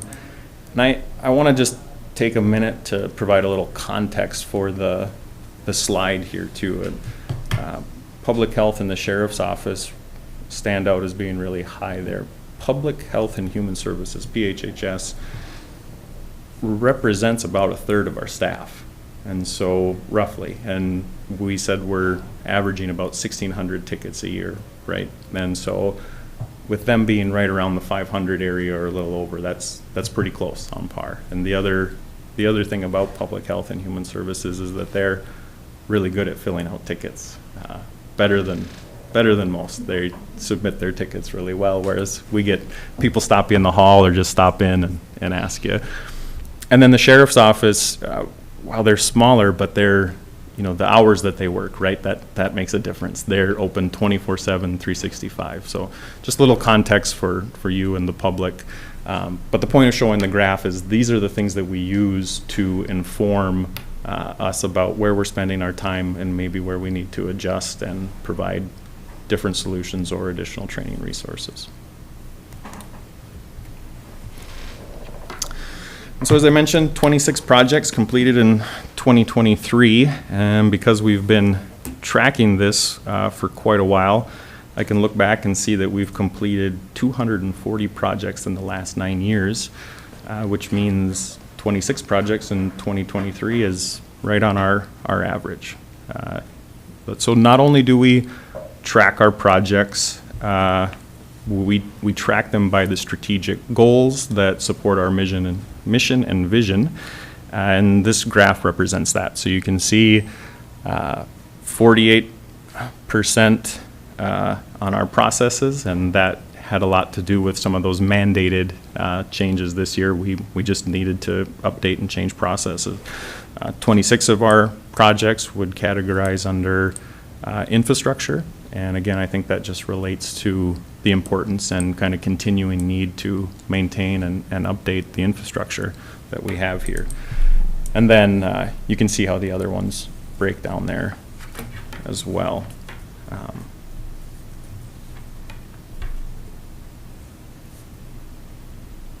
And then, in addition to tracking projects by strategic goal, we track by customer as well. And so you can see here in this graph, the projects, 8% enterprise, basically it touches everybody, it's for everyone. 8% that are public facing or geared towards just citizens, so public facing GIS web apps. I think tower removal got captured in there, could have gone either way, maybe infrastructure excellence. But then multiple departments, so if we're working on something like the Culvert app, which benefits highway and soil and water, or Axon, which is sheriff's office and potentially attorney's office, we'd categorize it that way. Department specific, exactly what it sounds, it's internal to a single department, and then our own internal operational projects, policy development, documentation, process improvement, those are MIS projects, internal to us. So then, this is a look at what we have going in 2024. Well underway here, but we're looking at, again, continuing to transition to SharePoint and OneDrive, replacing departmental OneDrives and personal drives, respectively. Just a lot of benefit we see there. Reduction in on-prem storage allows us to have fewer but higher quality servers, tying into our infrastructure excellence and server consolidation. Also provides cost savings overall for the organization. More end user trainings, MIS department cross training, and a review and update of all of our service level agreements. Increase in revenue and expanded services from our radio communications program will continue. Continue to look at low cost and low impact strategies to improve security across our organization. Multi-factor authentication is one that we're closing out this year, and then continued security awareness training will continue to expand that and push that. Development of department-specific applications, replacement and redesign of our access control, panic button, and security camera systems and processes. That's a big project that came to MIS this year and is well underway. Another mandated and unplanned project in 2024 is organization-wide logging solution, and this is, again, something that was mandated to us by changes at the FBI and BCA. And so we're just going to need to have a solution that ingests data from our network devices, servers, applications, and other security tools, and puts it into a dashboard that provides us information on anomaly detection, regulation, compliance, allow us to do audit trails, internal analysis, and more. So there's a lot of benefit to us internally, but I mean, the BCA, I think the reason behind the requirement, right, it comes from the FBI, and then the BCA enforces it to us. The FBI wants it because if you have a security incident, they want the logging so that they have the evidence to go figure out how that happened. And so another fun project that we get to do in 2024. That is what I have for an update, and I'll stand for questions if there are any. Well, it was a very informative and thorough report, so we appreciate that. We look forward to that every year. One question that I have that actually comes from the public is, how are our systems? We all know that our systems were impacted last week when there was a global IT issue. Citizens are wondering, just generically, in common sense language, how the county was impacted. Directly, not at all. And so the service in question here that you've seen in the news is CrowdStrike. CrowdStrike is a EDR or endpoint security tool. Really, it's you can think of it kind of as antivirus on steroids. It lives on the device and tries to provide security through that. And they had a glitch where if it was on a Windows device, it brought it down. And Cook County ourselves, we don't have CrowdStrike on any of our devices. So our impact was limited to our partners and vendors who do use it. So we had a brief outage with iCompass and a couple of other internal applications. PHHS was impacted because so many state agencies were impacted. Sheriff's Office, access to BCA. There was a handful of those where there was some windows of downtime allowing us to do what we normally do, but county PCs, county infrastructure, county systems, not impacted. All right. Thank you for that explanation. A lot of people appreciate that. You bet. Other questions, comments? Commissioner Mills? Just comment, thank you for presenting and all the good work that you're doing and listing it out for us so we can better understand, and yeah, just really impressed with your work. I Happy know it's to a do it. team effort and you lead a good team, so thank you for that. Thank you. All right. Well, thank you very much. We appreciate your report this morning and all your good work. Absolutely. Thank you. Have a good day. Thanks You for bet. At this point, we're going to take a very short break. Let's break till 10:15, and then we'll return. Thank you.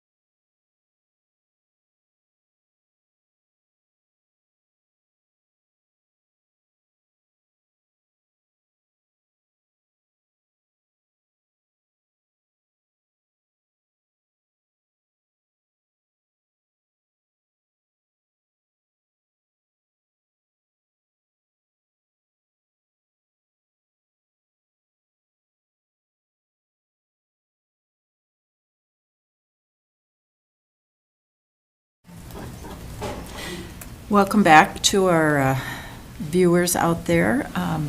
We are going to jump to item 10 in our agenda, Attorney Hicken, because we have some important people in our audience who will likely contribute to your conversation. But we're here to talk about setting a cannabis ordinance date for a public hearing. Yes, thank you, Chair Sullivan.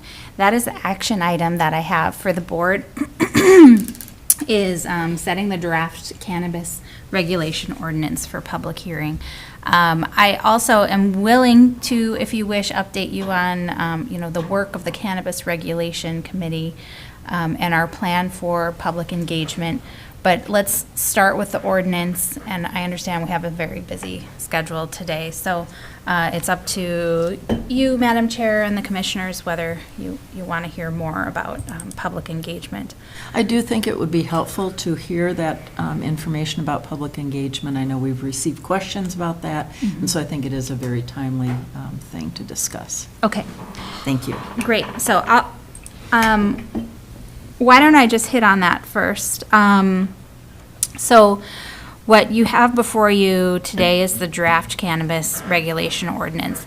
That is one of the things that the Cannabis Regulation Committee has been working on, but not all of it. Our goal was to kind of decide upon priorities of the committee and what the public and the county needs in place related to local control of cannabis. And some of the things that came up are, prevention of youth access to cannabis, public education, because the newly enacted laws related to cannabis are of a wide breadth, right? There's a lot involved, and it's our feeling that there might be a lot of questions around what is even legal under state law, and how does it impact business and public use here in the county. So public education, we think, is a priority. And our one of our kind of top 3 priorities is also tracking the impact of the legalization of recreational cannabis and the sale thereof in our county from, this time, 2023 or 2024, forward. So we'd like to pick some metrics which we can measure over time, maybe related to public safety, substance use, dependence, and addiction and treatment thereof, and business development and revenue for local business. So those are kind of 3 of our main priorities. And related to public education and finding out what the community feels about cannabis regulation, we have kind of a proposed plan for public engagement that in the for upcoming weeks relates to the cannabis ordinance, but we hope will help expand the discussion into those other areas that I described as being our priorities. So in the board agenda, I kind of put out a proposed schedule that today is the day you'll see our cannabis regulation ordinance for the first time. I actually have updates since the board agenda went out, so we'll display the ordinance in its most current form. My request is that and this comes with the backup of the committee too, is that we set this ordinance for public hearing on August 6th. I understand that's not a day of a regular meeting, but that the commissioners will be together anyway on that day to look at the PHHS budget. It was our feeling that the public hearing should happen on a separate day from the voting on the ordinance. We sometimes combine them and we sometimes separate them. The committee would be willing to present at the public hearing and then also organize a in-person town hall or perhaps a hybrid town hall meeting. Since our public hearing would be in the morning, likely on August 6th, we would do an evening or late afternoon town hall in Grand Marais on August 12th. That's the day before we propose that the board then finally votes on the ordinance. So we could keep the period for public comment on the ordinance open until the morning of the 13th. So you could also have in front of you the comments and, input of the community at that town hall. We also have a web page in design stage that I think we can probably publish this week. It's got a widget involved in wherein community members can put in their comments and questions, type them into the website, and then they get sent out, can be accumulated and shared with commissioners and the committee. We've established a phone line, a phone number, where we can have an outgoing message asking for comments and questions, and then the public can leave those in voicemail form, and we can accumulate those and share those with commissioners and the committee.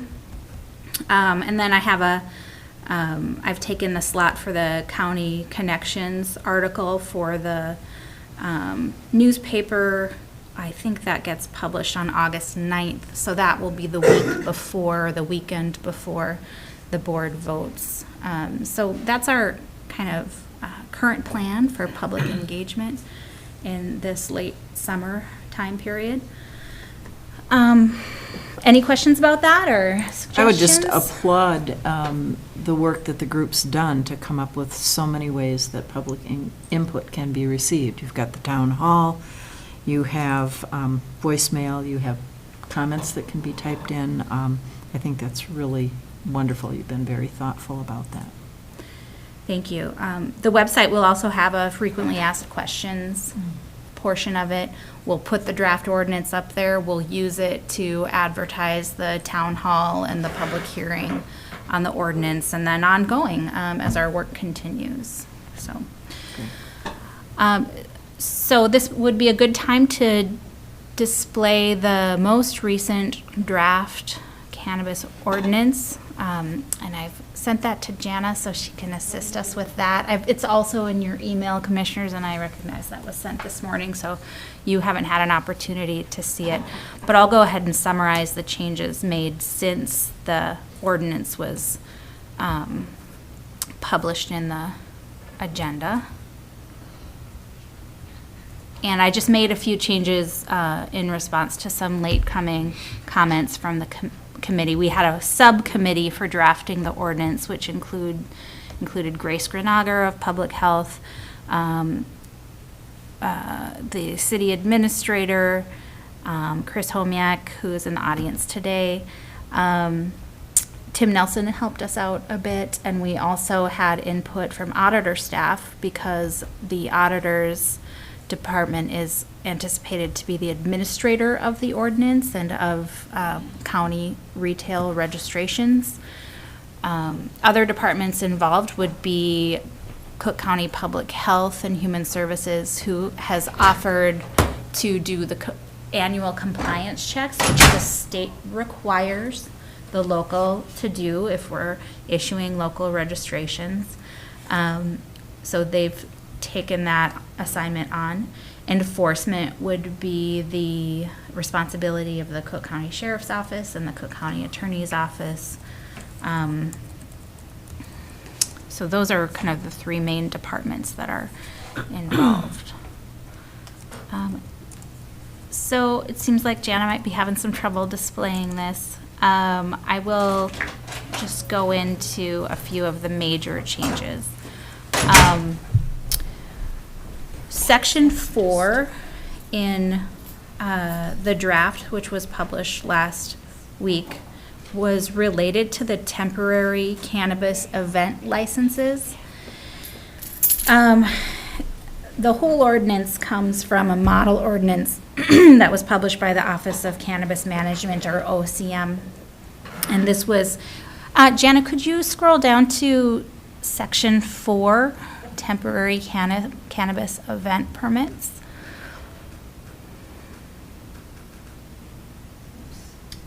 And can you magnify that a little bit?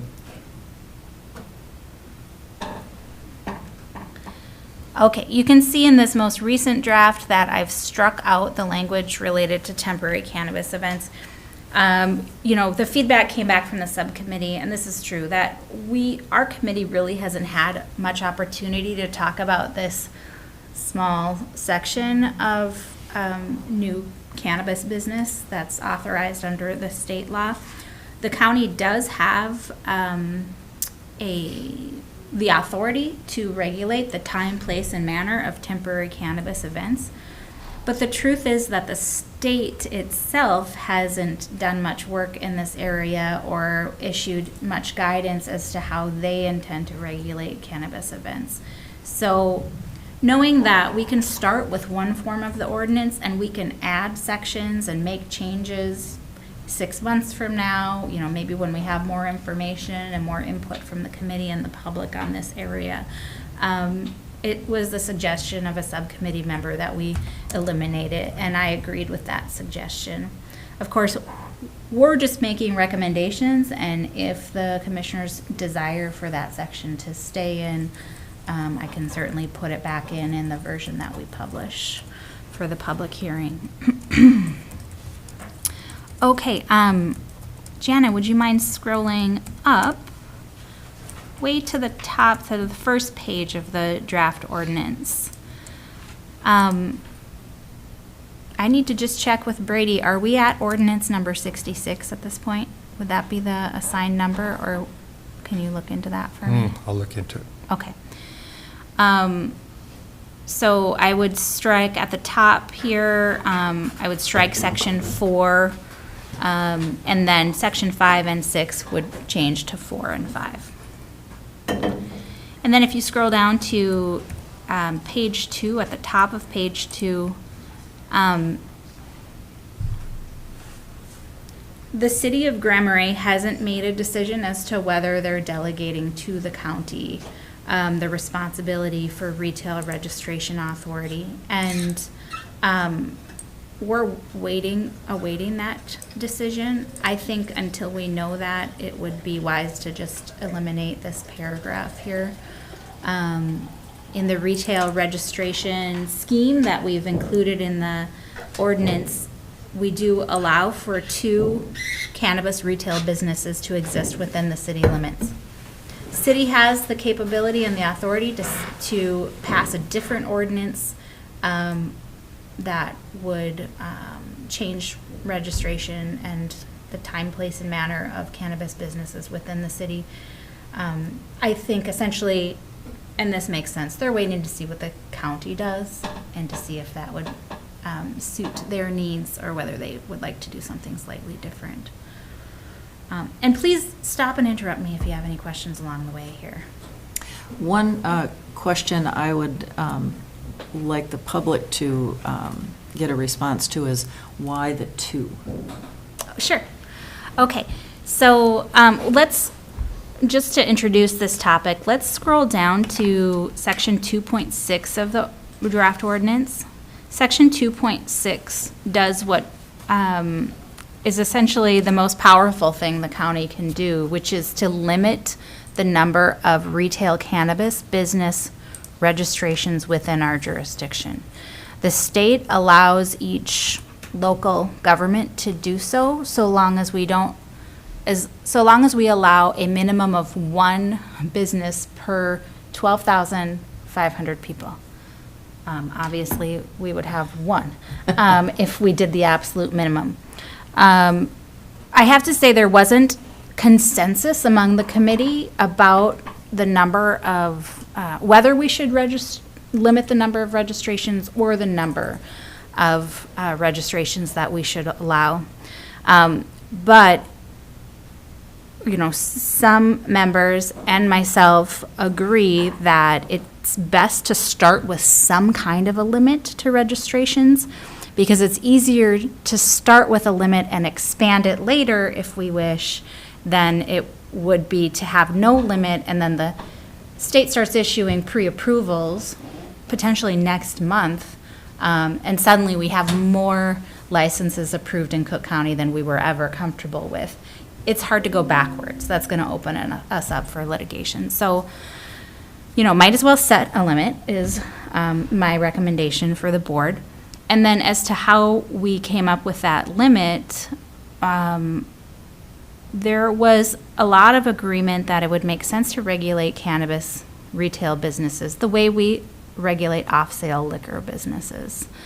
And the way we do that under county ordinance is that we allow for one off-sale liquor store per township, and one per there are 3 unorganized territories defined, and you'll see this in 2.6.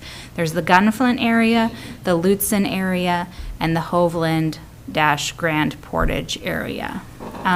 So there's one liquor store allowed per each of those. We went with 2 cannabis retail businesses. The reason is that the definition of cannabis retail business, it includes a few different types of licenses. Strictly retail, in which it's just a storefront that sells products, doesn't make the products, doesn't grow the products. They get their products from a wholesaler and they sell them retail. That's their only business. So that's kind of the pure retail. Then micro businesses and mezzo, so introduction of that word, mezzo, or medium, I think, in Latin. So the micro and mezzo businesses with a retail endorsement also fall under the definition of cannabis retail business. Those businesses are able to grow the product and retail the product so long as they have the retail ordinance. And we figured that it would be fair to allow for one purely retail business plus, and we don't define in here which types of businesses, it could be 2 mezzo businesses, it could be 2 micro, it could be 1 retail and 1 mezzo.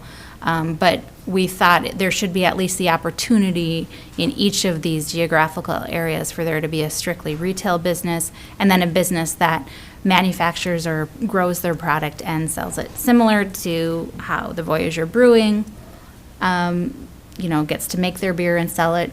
The North Shore Winery on the Ski Hill Road makes their wine and sells it. So that's how we came up with 2.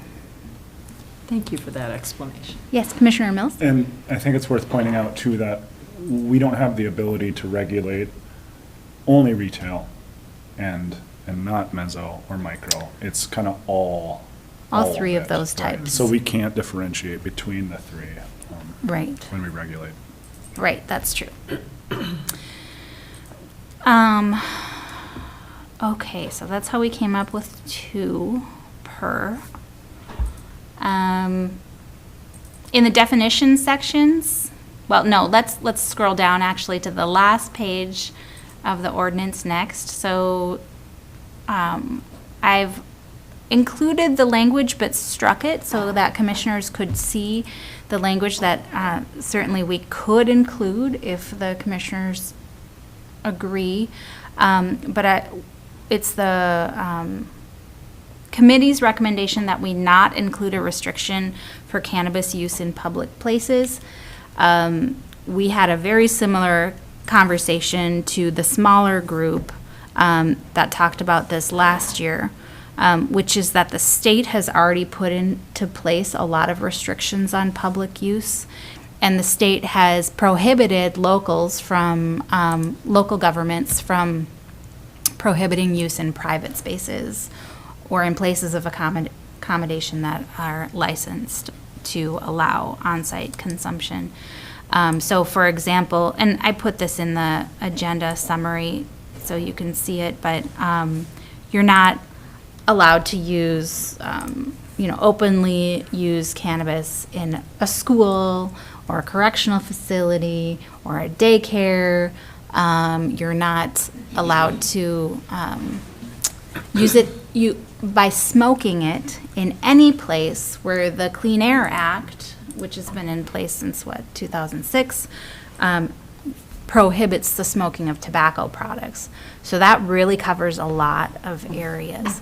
And on top of that, the city of Grand Marais has passed a city ordinance which prohibits public cannabis use in some of the busiest areas of the city, which is likely where there would be the most impact of public cannabis use on others who, don't want it around. So it's our recommendation that Section 7 not be included, or we're not recommending to the commissioners that you include that, I guess. And if you wish, I can put it in there. Then Section 6, if you scroll up, Section 6 is, again, some recommended language that comes from the state. If the local wishes to authorize a government cannabis retailer or, a municipal dispensary. I put that language in and struck it. It was not within the scope of this committee to talk about municipal cannabis retailers. We will include it if the commissioners wish to. Just a point of clarification, there's two Section 6s. The first one is the underage Yeah. cannabis possession, and then the second is the struck one, so That's right.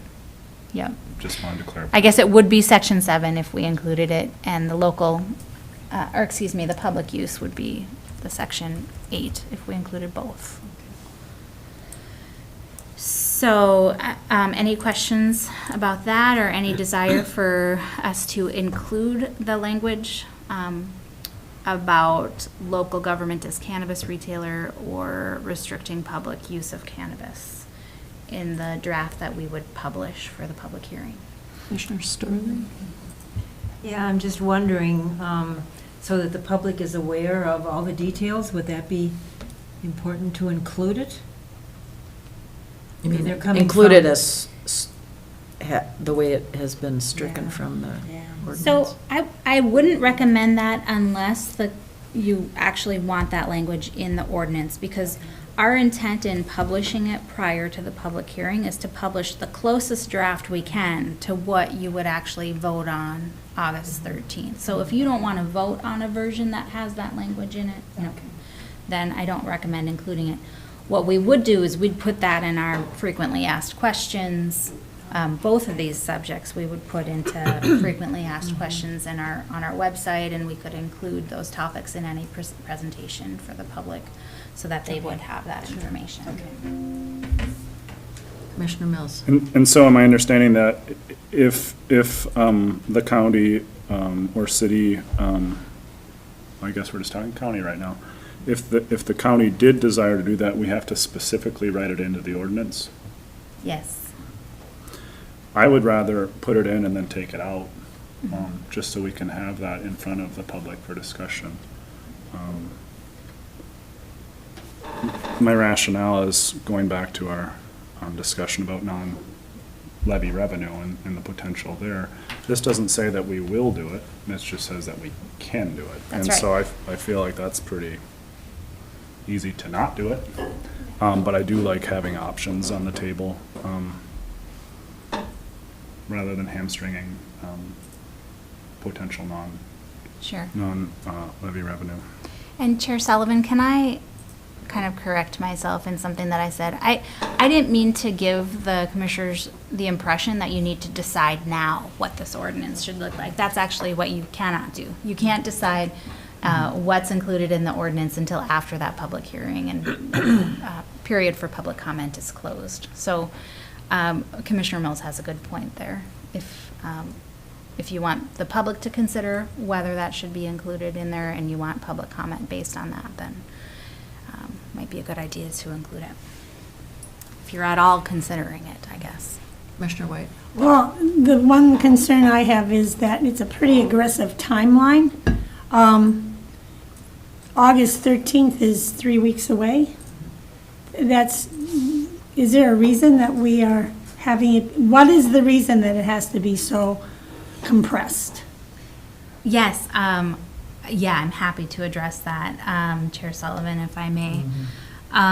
So the reason we're pushing to get some ordinance in place, if the commissioners want to limit registration, is because starting next month, the state has said it will be issuing pre-approvals for licenses to this category of applications called social equity applicants.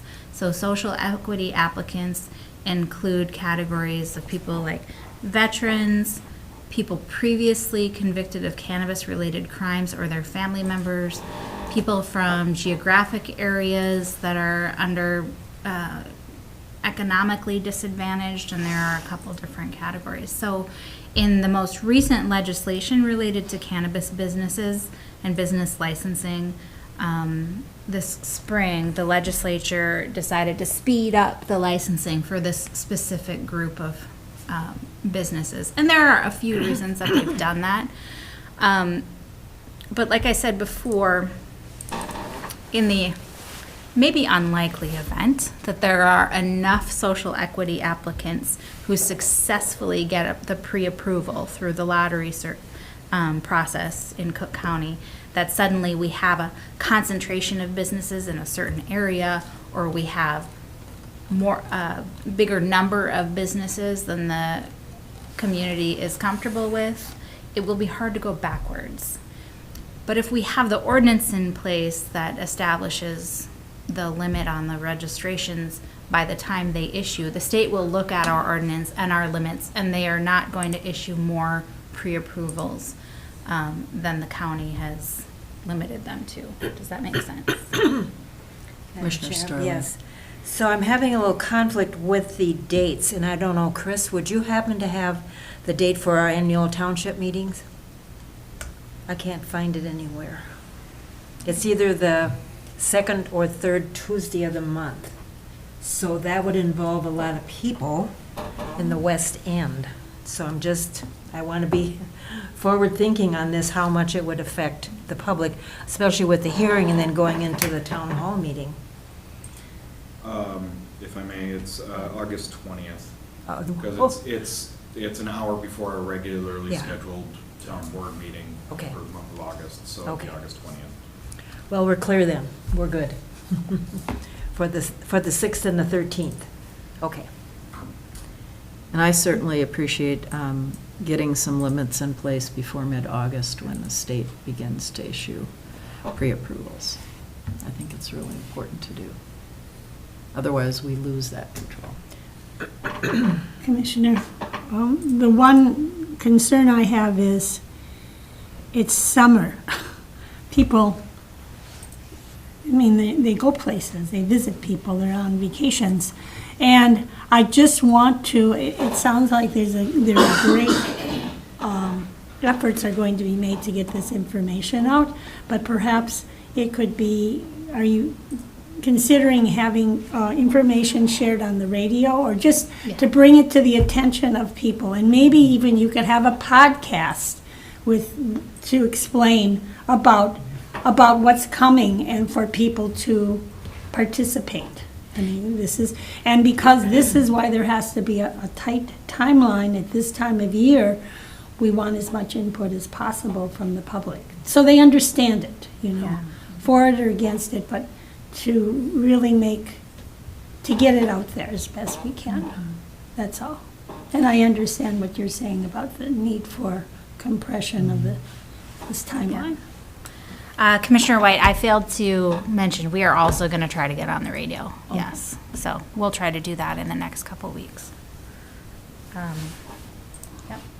Good suggestion. So has the committee talked about on August 12th what time the town hall would be? You said kind of late afternoon or evening. Has the group come up with a preference? Yeah, the tentative time that we've scheduled would be 4:30 to 6 o'clock on August 12th. And the location, that's the eve of elections. So the places to gather are a bit limited. We can't use this room or the community center, but we do have permission to use the ACA. So we're going to use the ACA, and we'll have a presentation, a PowerPoint presentation. It seems like most members of the committee could be there to help to present that information and answer questions. Thank you. So then looking back at August 6th, do you have a suggested time? Because that is our PHHS meeting.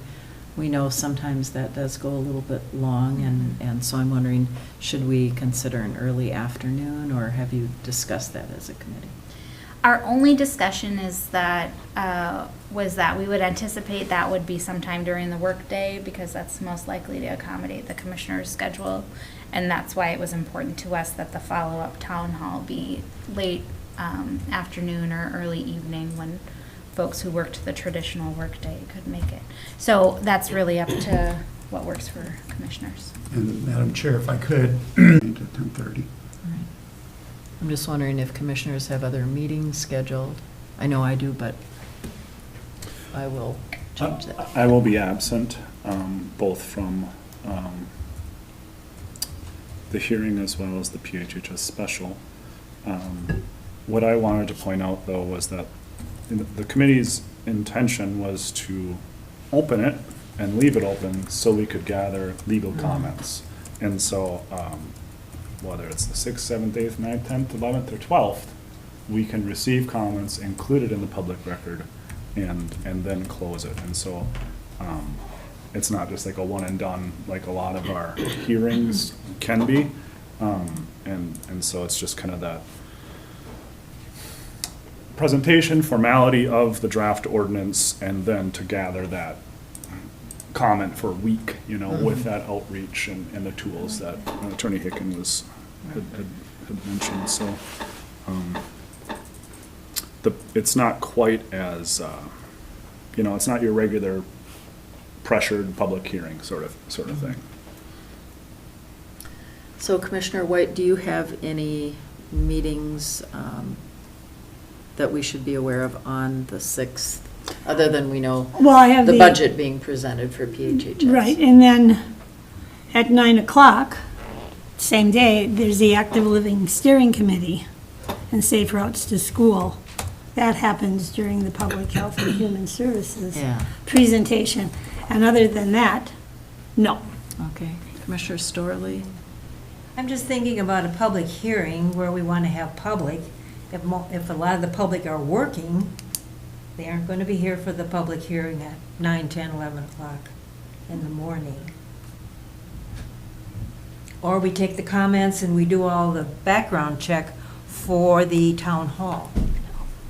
Which do we think is more important? Well, maybe we have the town hall late in the day. What if we have our special meeting at like 1 o'clock in the afternoon?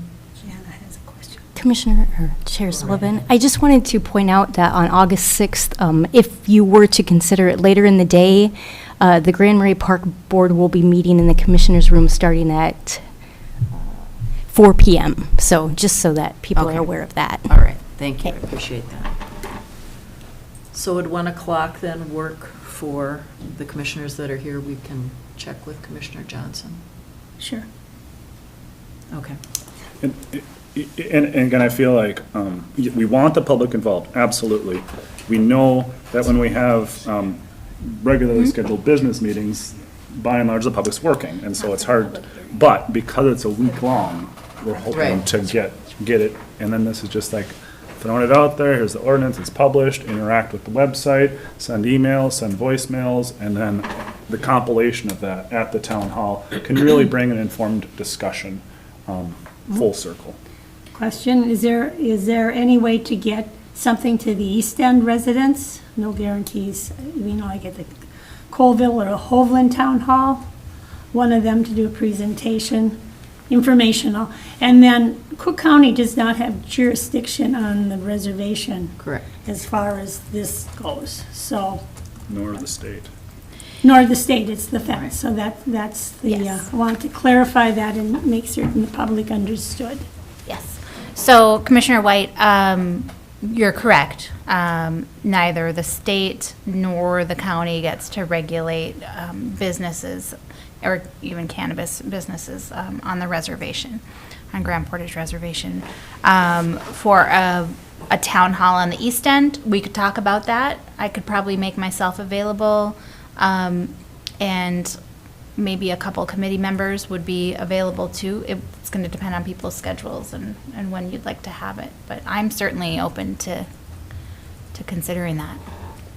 I think it would be helpful for the more people that hear it from committee members and have, because you would be more apt to be able to answer a question or to explain how you got to these decisions were put together.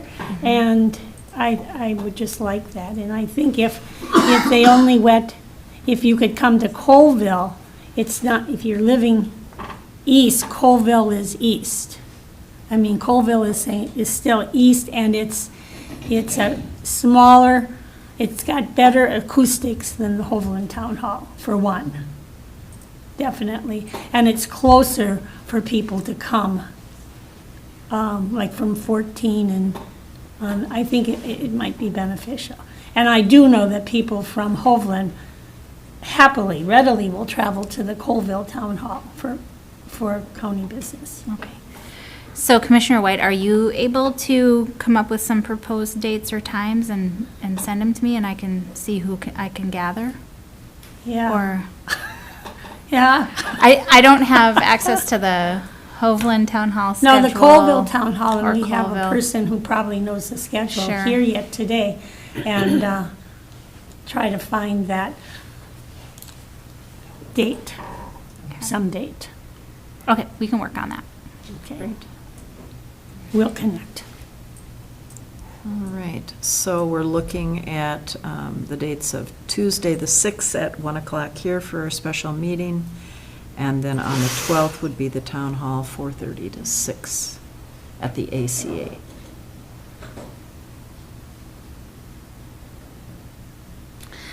Before you take action to set the public hearing, Chair Sullivan, I'd like to go over a couple more changes to the ordinance from what was published last week. And then also, if we can offer the opportunity for our, I think we're down to one committee member who's still here, if Mr. Homiak would like to offer any comment or provide information to the board. Mr. Homiak, you want to come up to the microphone and just share your perspective?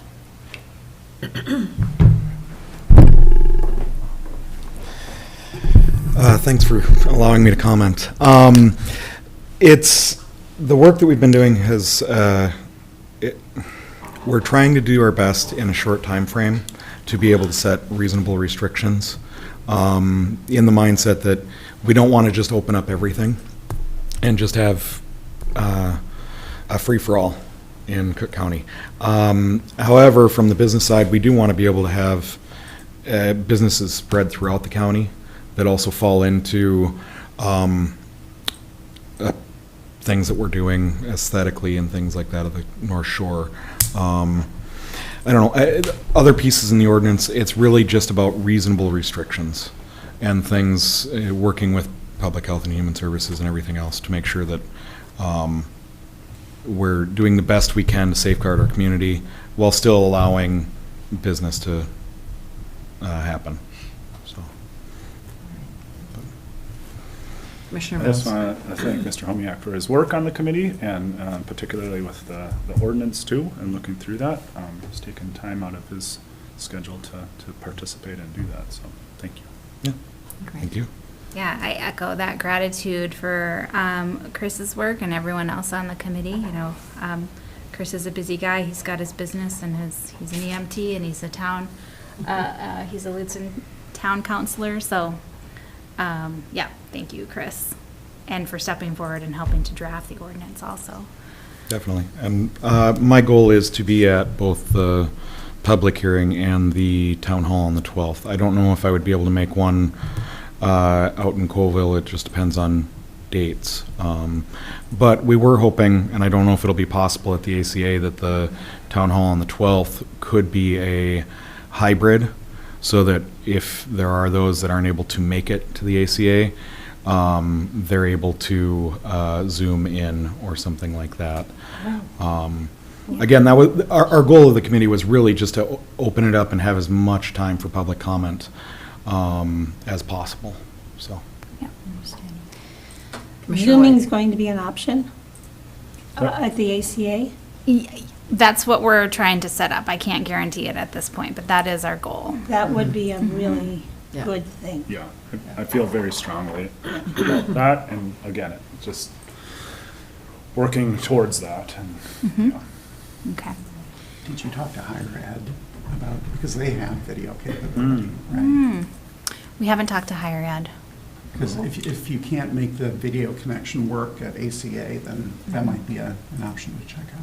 Okay. It's a much smaller venue. Much smaller. Yeah. So, but yeah, push comes to shove, I guess. It's- Okay. So time is ticking here. I just want to summarize a couple more changes. If, Jana, if you can highlight, if you can go up to section, the definition section, which is 1.5 on page 3 of the ordinance. I have eliminated number 8 and 10. I've struck out 8 and 10 on the next page under definitions because these relate only to if the public use restriction. So presuming commissioners don't want that in the ordinance, I've struck 8 and 10. Item 1 under definitions does clarify that unless otherwise noted, here the words or phrases in the statute and the rules promulgated related to the cannabis statutes have the same meanings in this ordinance. So there's, definitions are in statute if they become at issue in enforcing this ordinance. Scrolling down to section 232, application submittal. So related to renewal applications, since we published the draft ordinance on the agenda, we've added that highlighted section under B subparagraph 4, requiring, similar to liquor licenses, that any cannabis retail business include evidence of a commercial liability insurance policy. And we've included the statutory tort limits for suing counties, presuming that somebody suing may include the county in that. So that was a good suggestion from Mr. Homiak. Under annual compliance checks, which is on the next page, 2.3.4, I've corrected that from Cook County Sheriff's Office to Cook County Public Health and Human Services. And by the way, I ran that by Allison McIntyre. It was Grace Grenager's suggestion, and it's kind of approved by Allison McIntyre too. The Sheriff's Office has not had capacity to do compliance checks for alcohol businesses, so, and PHHS has a bit of experience with that and is very interested in making sure the compliance checks happen. So Grace offered the resources from her department. Might be minimal work depending on how many businesses there actually are. Page 7. So that highlighted language is a subparagraph of the registration renewal application requirements, and it just makes clear that we'll get the applicant's consent to have OCM provide us with any records they have related to compliance, and we'll also take into account any of the county's records related to legal compliance by that business when we consider whether to renew their license. So if there's a demonstration that they're unable to be compliant, then we can take that into account when we decide whether to renew their license. Okay, was there anything else? Yes. So what was section 6 and what will be section 5 if we eliminate the temporary event permits, underage cannabis use, possession, or transportation. At the recommendation of Ms. Grenager, we did include section 6.2, which will be 5.2 here. This says that it's a crime to present false identification in order to get the cannabis products and lower potency products, hemp-derived products. And if you do so, then that's a petty misdemeanor. And section 6.3 is modified to say that any violation of this section, if it's happened twice before and you've gotten 2 petty misdemeanors, your third is going to be a misdemeanor. What that allows is for us to consider, it's going to allow the court to consider out-of-home placement for a juvenile if they need to be ordered into residential treatment.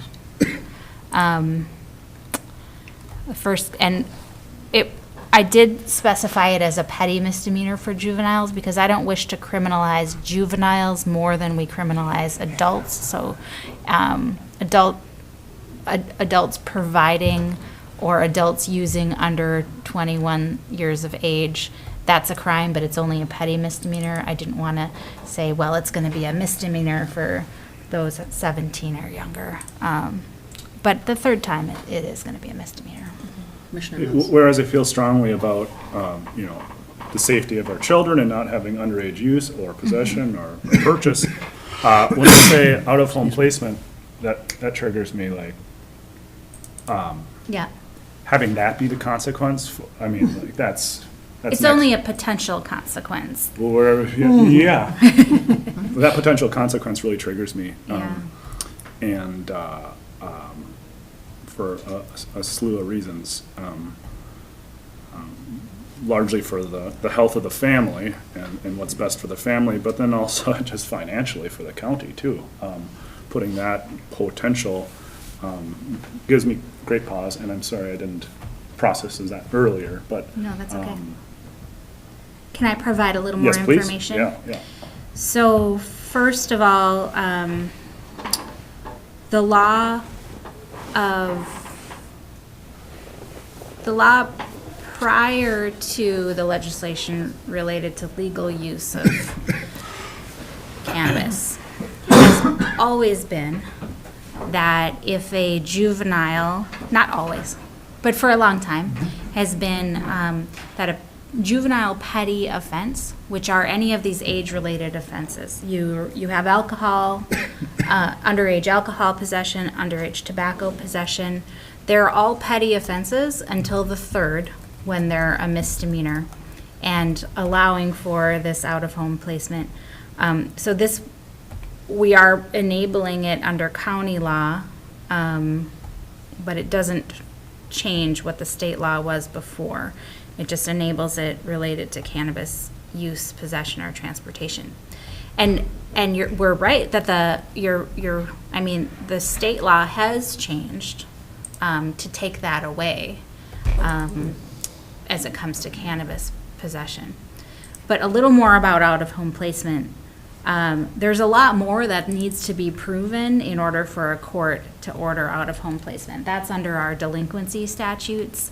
There's always a presumption against it that has to be argued.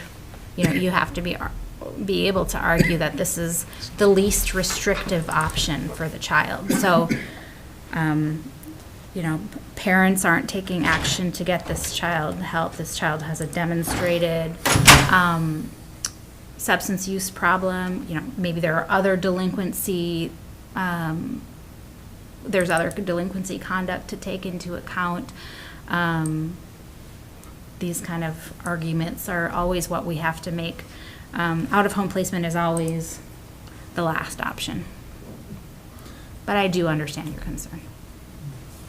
Yeah, I understand. I understand your understanding of home placements, of course. It's just, it's a last resort, but it does happen. And I know that the system is intending to do what's best for the individuals and families that are involved. I also know there's a lot of challenges there, because it's a system, and B, because of just some historical context too. So if it really is a tool that we should put in the ordinance here, like I can be on board with it, but it does cause a lot of hesitancy with me. Okay. Other questions or comments for Attorney Hicken? Well, if not, should we consider having a motion to set the date for the hearing, Tuesday, August 6th at 1:00 p.m.? And that would be here in this room. That would be here.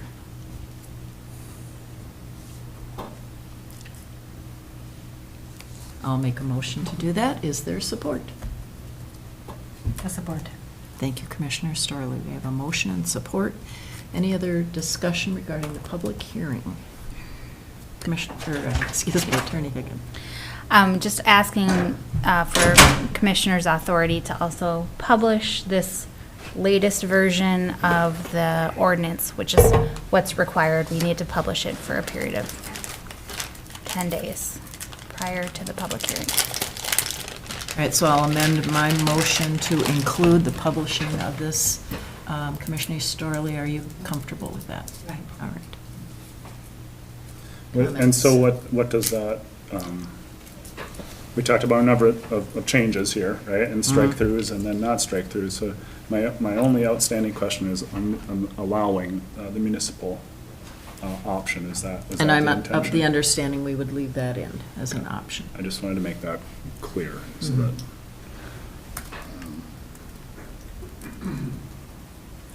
So there wasn't ambiguity there. Thank you. Any other discussion or questions? All in favor? Aye. All right. Opposed? Motion carries. Thank you so much. Appreciate all your work and the work that all the committee members have done on this to date. There's a lot more to come, we know. Thank you. Thank you. All right. Thank you. And if you wouldn't mind, Chair Sullivan, could we address the North Shore Waste ground lease next? I know that Dustin and Rena have been waiting for a while here. Absolutely. Okay. All right, so this is regarding a ground lease to Cook County for the transfer station. Thank you, Chair. And so this relates to a couple of previous resolutions that this board has passed in October 2023 and February 2024 related to a cooperative arrangement for the building of a waste transfer station on land leased to the county for a long-term ground lease by North Shore Waste. And the North Shore Waste actually has this property under a contract for deeds. So there are 3 lines to sign at the bottom of the ground lease. The JJM Family Trust is the owner of the contract for deed, and then North Shore Waste consents to the ground lease with the signature of Dustin Hanson, an owner of North Shore Waste. So back to the arrangement, as you recall, the North Shore Waste will lease the ground space to the county. A building, waste transfer station will be built on that property, which is a publicly owned building. And we anticipate entering into a use agreement with management or use agreement with North Shore Waste, which I'll bring in front of the board at another time soon to come, in which North Shore Waste agrees to operate that building. It's also anticipated that North Shore Waste would be kind of our construction manager, or would assist in managing the construction and design of the building and all of that. There are public funds for some public funds. I might need help with a reminder from North Shore Waste on all of the funds that have been accumulated so far, but there is public funding that will be directed to the county for building this building. And some of the, one of the main requirements of that public funding is that this becomes a publicly owned building. So the public will own the building. It'll be on ground that is leased to the county by North Shore Waste, but it will be managed and used by North Shore Waste. And all of this with the underlying presumption and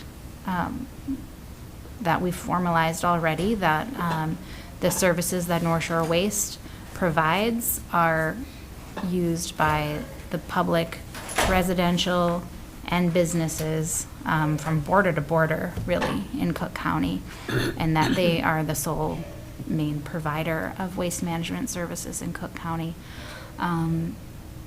And I know that they can easily advocate for all of the good reasons that this waste transfer station should come into existence and how it will benefit the community and business operations here.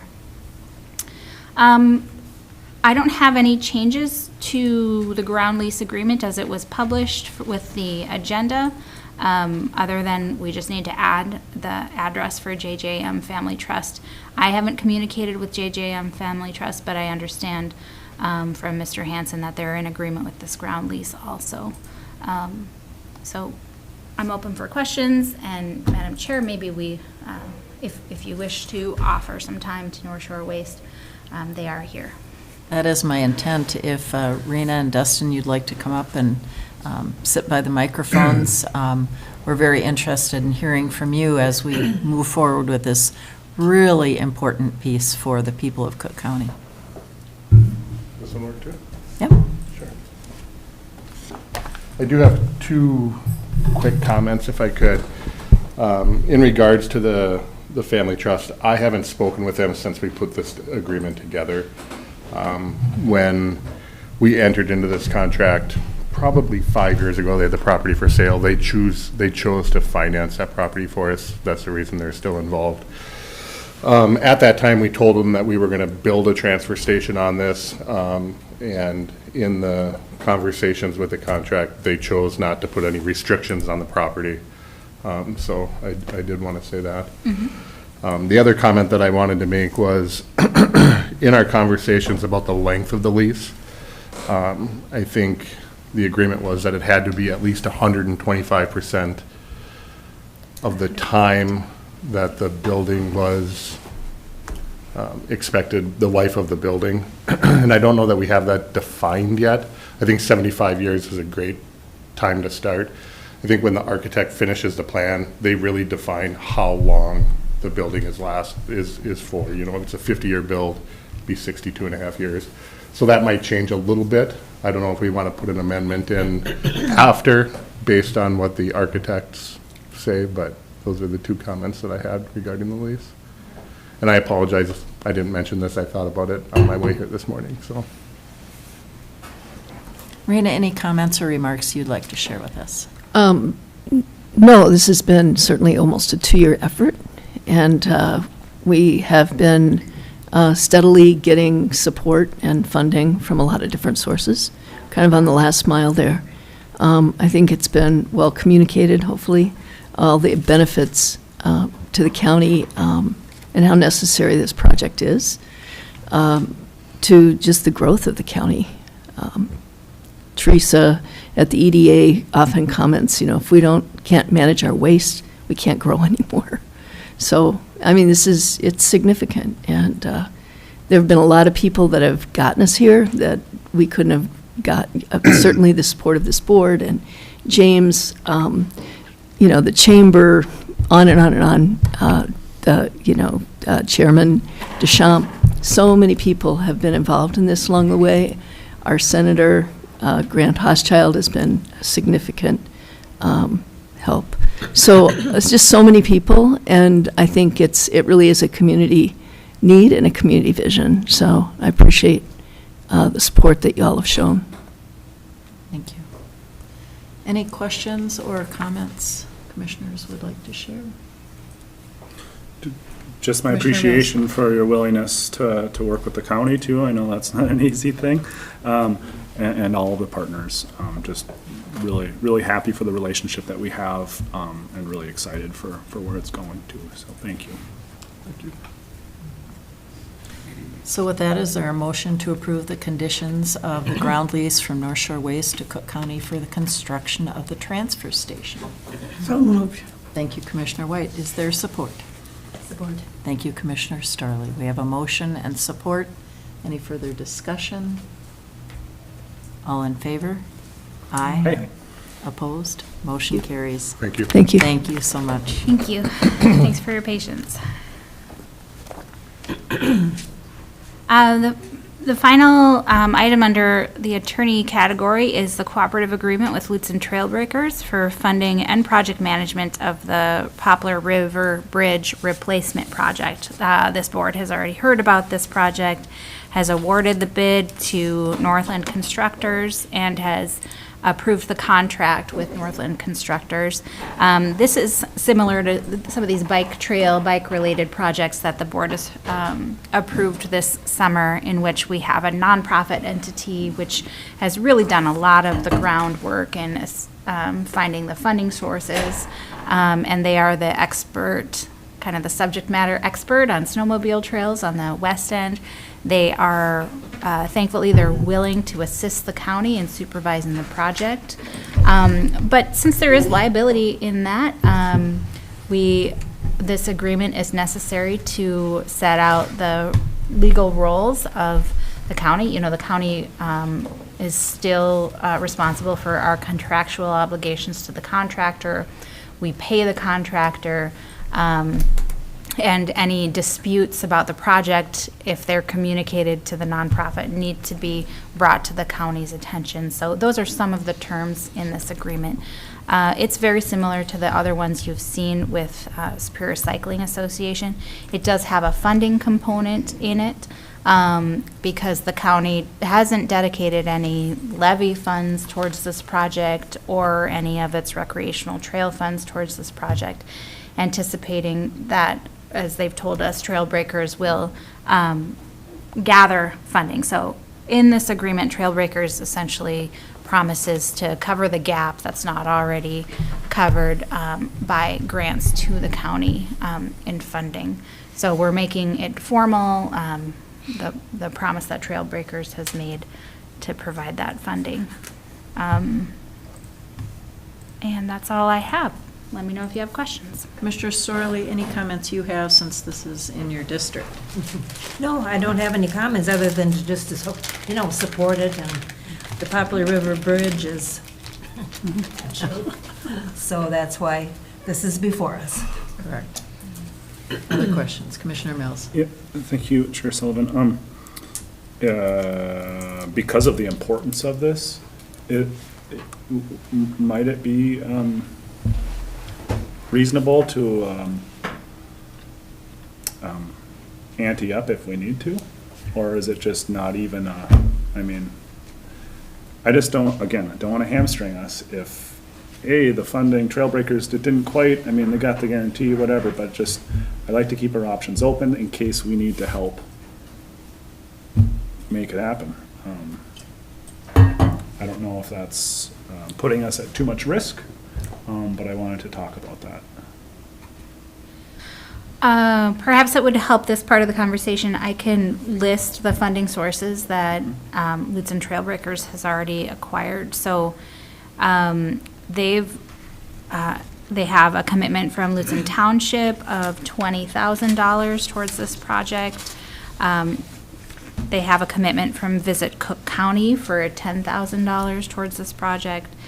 They have the commitment from other snowmobile clubs whose users benefit from this trail of $7,500. So those entities have contacted the auditor's office and directed any of their, is it pull tab proceeds, gambling proceeds? Right. Towards this project. Yeah. They have a GoFundMe webpage, which has collected $2,000. And then they, in their own assets, they have cash in the amount of, from reform reimbursement for IR, I think $90,000. So they've actually already done all of the work and have commitments, because it was about a 90-some thousand dollar gap between the cost of the project and the grants that the county is a grantee of. But there, yeah, it's of course, the board's discretion to use those recreational trail fund dollars. I'm not sure what's in that account. I don't think there's a huge amount, but again, I just wanted to make sure we have all the resources that we need, we all need to get that done. And so it sounds like, yes, they do. It's just the just in case part of me. So I'm comfortable moving forward without any liability, but I wanted to at least talk about our support for it. at large too, so. Personally, I feel comfortable with all the different sources of funding that they have. They have more than $90,000 available, so I feel comfortable with the agreement as it's written. Any other comments or questions? Attorney Hicken. I have gotten a couple suggested changes, nothing substantive, but changes that make sense to this agreement. So I'm asking for that language in your motion to be as amended by the county attorney.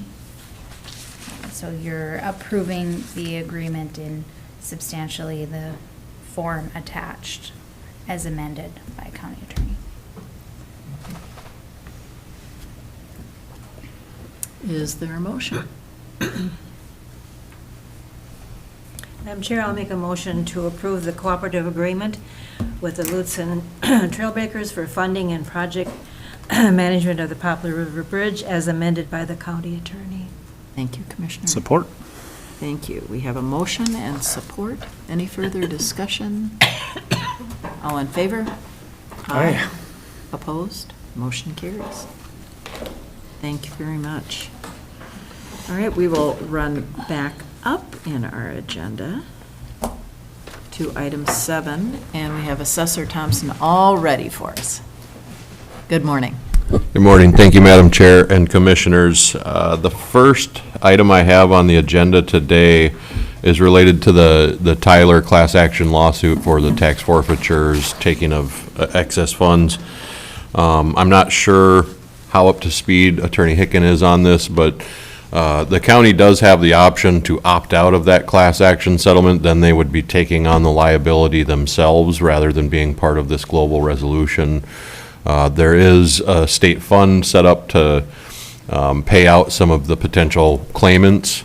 There's a claims administrator, so the county, I don't believe, is involved in that part of it.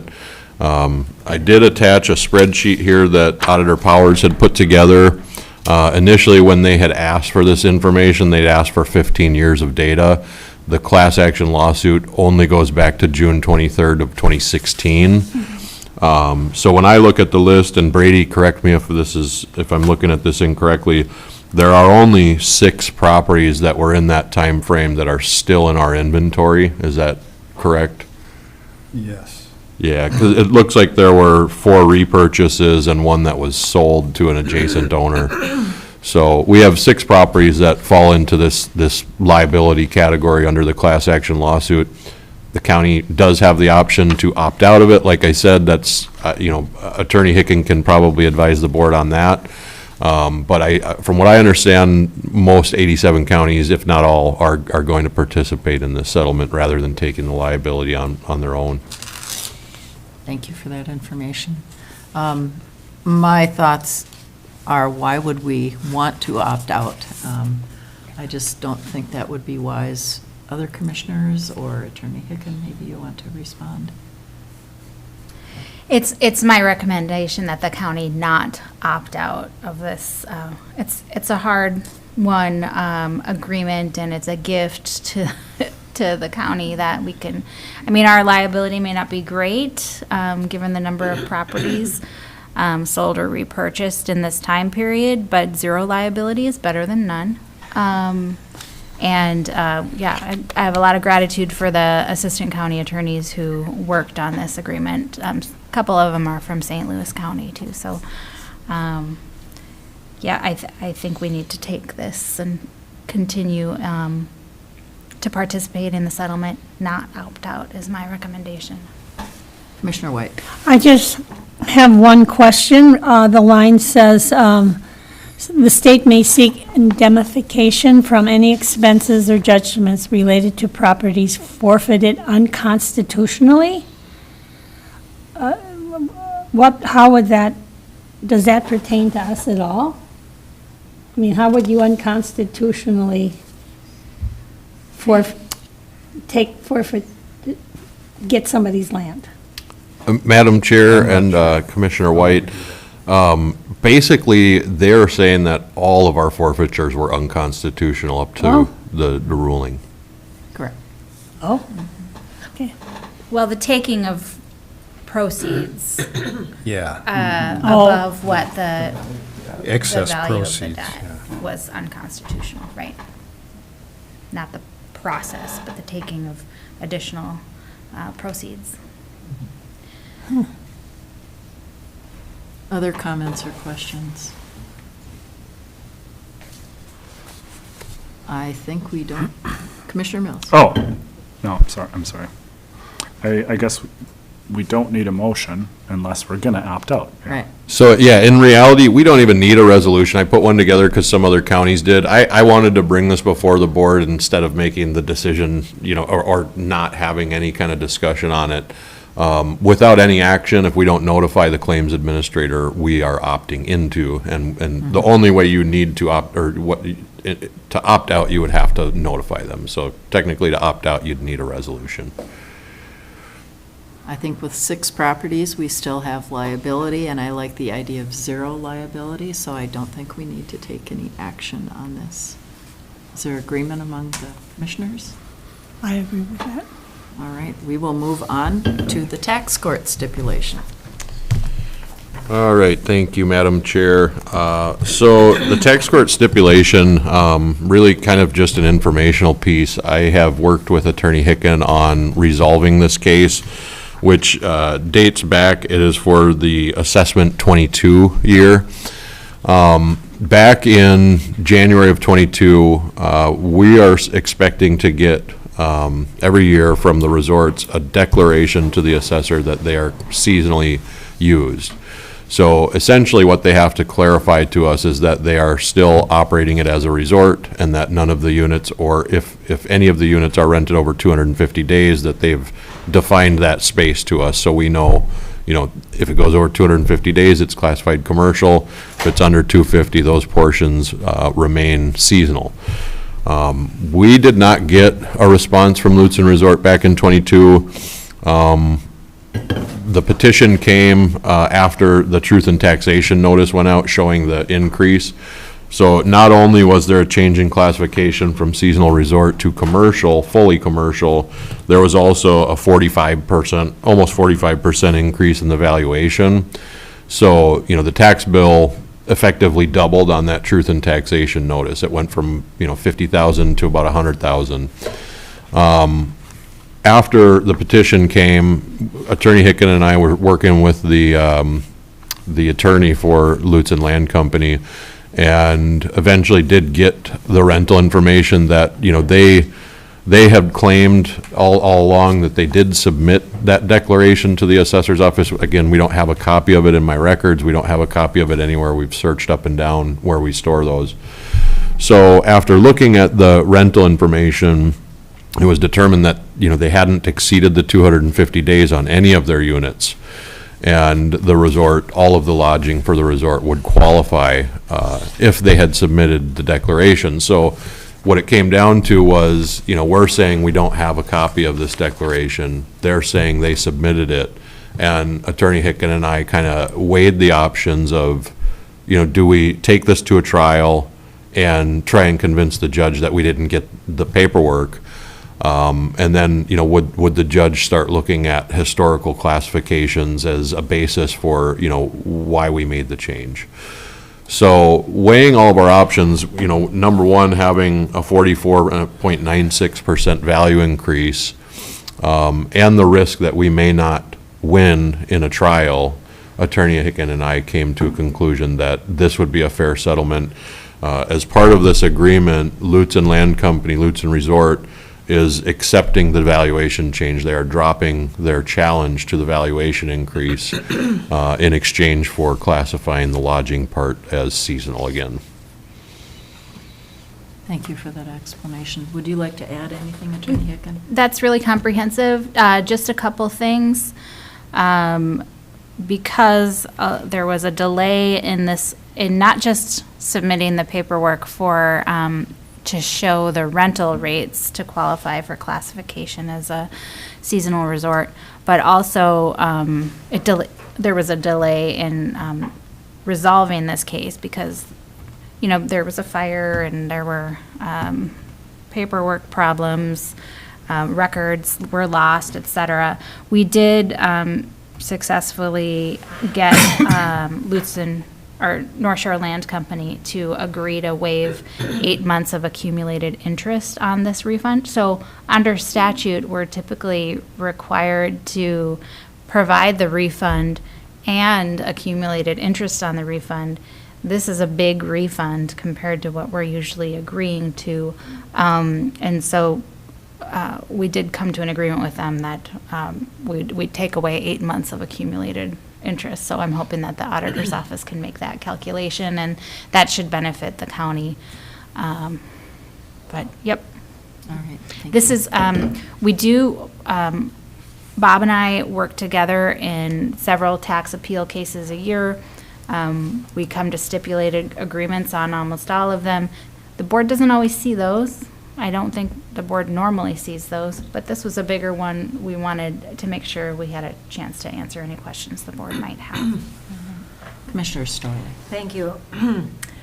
Maybe it's just the terminology I don't understand, but for a resort to say it's seasonal and it's open year-round, how does that work? Yeah, so, like, if you look at, there's some resorts that they'll completely close down, they don't operate in the winter because they're just not, updated, or they don't have the utilities, the facilities to do year-round rentals. Those are clearly seasonal. We typically don't even need to ask for their rental information because they couldn't rent it over 250 days. But the way the statute reads on either Ma and Pa Resort, which is different from seasonal non-commercial resort, the seasonal resort classification, if they are open year-round, as long as the lodging doesn't exceed 250 days in the calendar year, those lodging units qualify as seasonal use. So, I know this classification, I think, came out probably in the earlier mid-2000s, and really, I think the legislature was seeing rising property values, rising, as a result, some rising tax bills, and I think that they made this classification to try and help some of those resorts stay in business rather than, selling off their land to a developer. Thank you. Other questions for Assessor Thompson? Well, thank you very much. We appreciate the information. Thank you. All right. Thank you.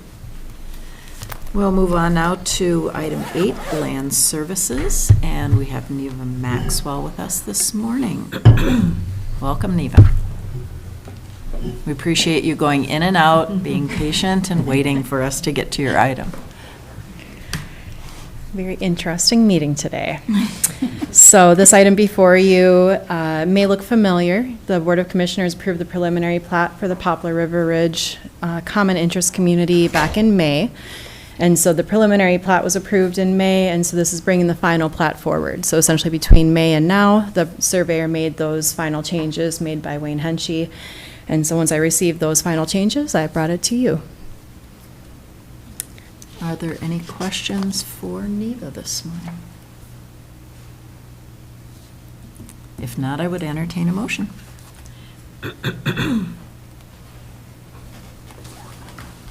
Madam Chair, I'd like to make a motion to approve the Third Amendment final plat.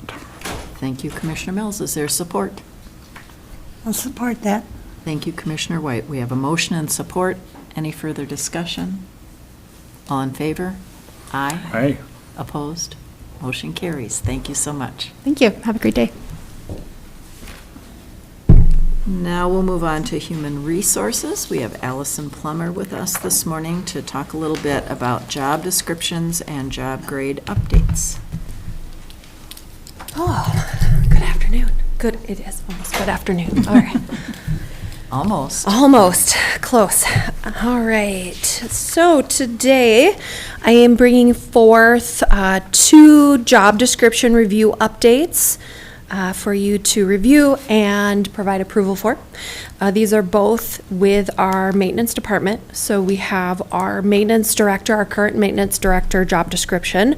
This includes an updated job description. The job grade will, or has been determined to remain the same at a 210.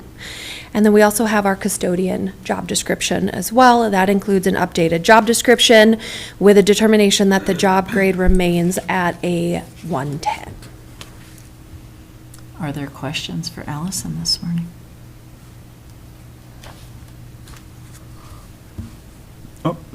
Madam Chair, I'd like to make a motion to approve both job descriptions as for the maintenance director as well as custodian.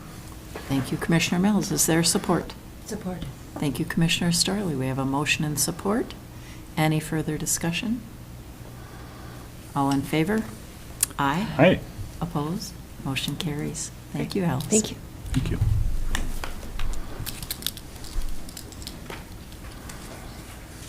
All right, on to item 11, Administrator Yorkie. All right. Thank you, Madam Chair. So we have a couple of, the first two items are related. They're both roofing contracts, one for the community center, the other for the Cook County Historical Society Museum in downtown Grand Marais. A couple of things about these contracts. So we did seek 3 bids for each project. We received 3 for the community center. The most competitive bid for the, and one of the bids was actually offered 3 different levels of shingle that we could use. But in comparing the similar shingles across the bids and looking at the fact that we do have a firm here based in Grand Marais that is bidding on this, which is the low bid. And we have, having talked with Mike Lafreniere, I have a lot of confidence in his ability to do a really good job on this project. So the recommendation is to award this project to Lafreniere Roofing at a cost of $97,632.84. Do commissioners have any questions or comments? Commissioner White. Okay, a couple of things. And this is probably for Attorney Hickens. Do we, this is what the subcontractor is giving to us, the description of what he's going to do, scope of work. Do we have our own contract that requires proof of insurance? That's not written in here, proof of liability insurance, and that the county is listed as the also insured? You're talking about, so on the subcontractors. Well, I'm talking about Lafreniere, I can't Yeah, pronounce it. it does look like there's an insurance clause on the second page of the contract. Do we have a copy of it? Copy of proof of insurance? It says Lafreniere Roofing shall provide Cook County with proof of insurance upon request. So I don't know if we've requested that, but they are contractually obligated to provide it to us. And then I mean, I would feel more comfortable. I read that they shall maintain general liability under the insurance, that we see that we see the proof of insurance, and that we are also listed as an also insured. The county is the entity that has the deeper pockets should there be some sort of a lawsuit. Yeah. So that's just standard operating procedure. And then, Brady, did we pay for the fencing completely at Pappy Wright baseball field? Did we pay for all of that? I don't recall. Because I think we should hold back a percentage until we have an inspection of work to date, like 10% because at the Pappy Wright baseball diamond, or the fencing, the gates don't close. They're not even close. And they were promised verbally, they said, well, we'll be back next week. I think that was a month ago. And so it's really an incentive if you hold off final payment until the job is approved by the county. People are pretty apt to actually come back next week. It's just a little insurance policy, and it is standard operating. It's not out of line. My recollection of the conversation, and it says here in the agreement that we pay the full amount upon completion of services.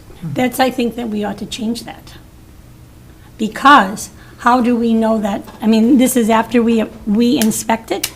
Or just after? So do we inspect it as soon as they are done? We will, yeah. Brian's going to be watching this. Okay. Is the fencing at Pappy Wright connected to this? No, it's not, but it was Okay. just, what is our... As an example. As an example, this Oh, is sure. this is how we operate, so you can come in, do a job, say it's done, we pay you, and, there, we have problems, but, you found something wrong, we'll be back next week. Sure, the retainage is what you're talking Yes. about. Yep. Yep. So, I mean, because the contract states that we don't have to pay until the project is completely done, and because Brian will be watching the work in progress and making sure that everything is up to our standards, I don't have any concerns about that issue. I think going forward, now, Mike is a local and he lives here, so that's a real, you do a nice job, otherwise people are gonna talk, they're gonna know. But if we have out-of-county people, I really believe it's good business practice. It protects us to have a retainage, as, that's the word for it, to ensure that we get a quality job performance. I agree with that. I mean, I've done projects on my own house where I did that, and I was glad I did. Yes, so I would like that to be part of what we do going forward. Madam Chair, the little signage of Rhino Construction is up and down the shore now, which I didn't know in the beginning. What does Rhino do? So I stopped in to visit with some folks. They weren't there, but they were very pleased with their work and, in that particular of a house, so they are Well, making and- inroads here. Yep. Right. And that will be our next contract that we talk about. Exactly. And the one thing about Rhino is that they're they're not local. Right. And their basic headquarters is in Sri Lanka. Look it up. That's beyond Duluth.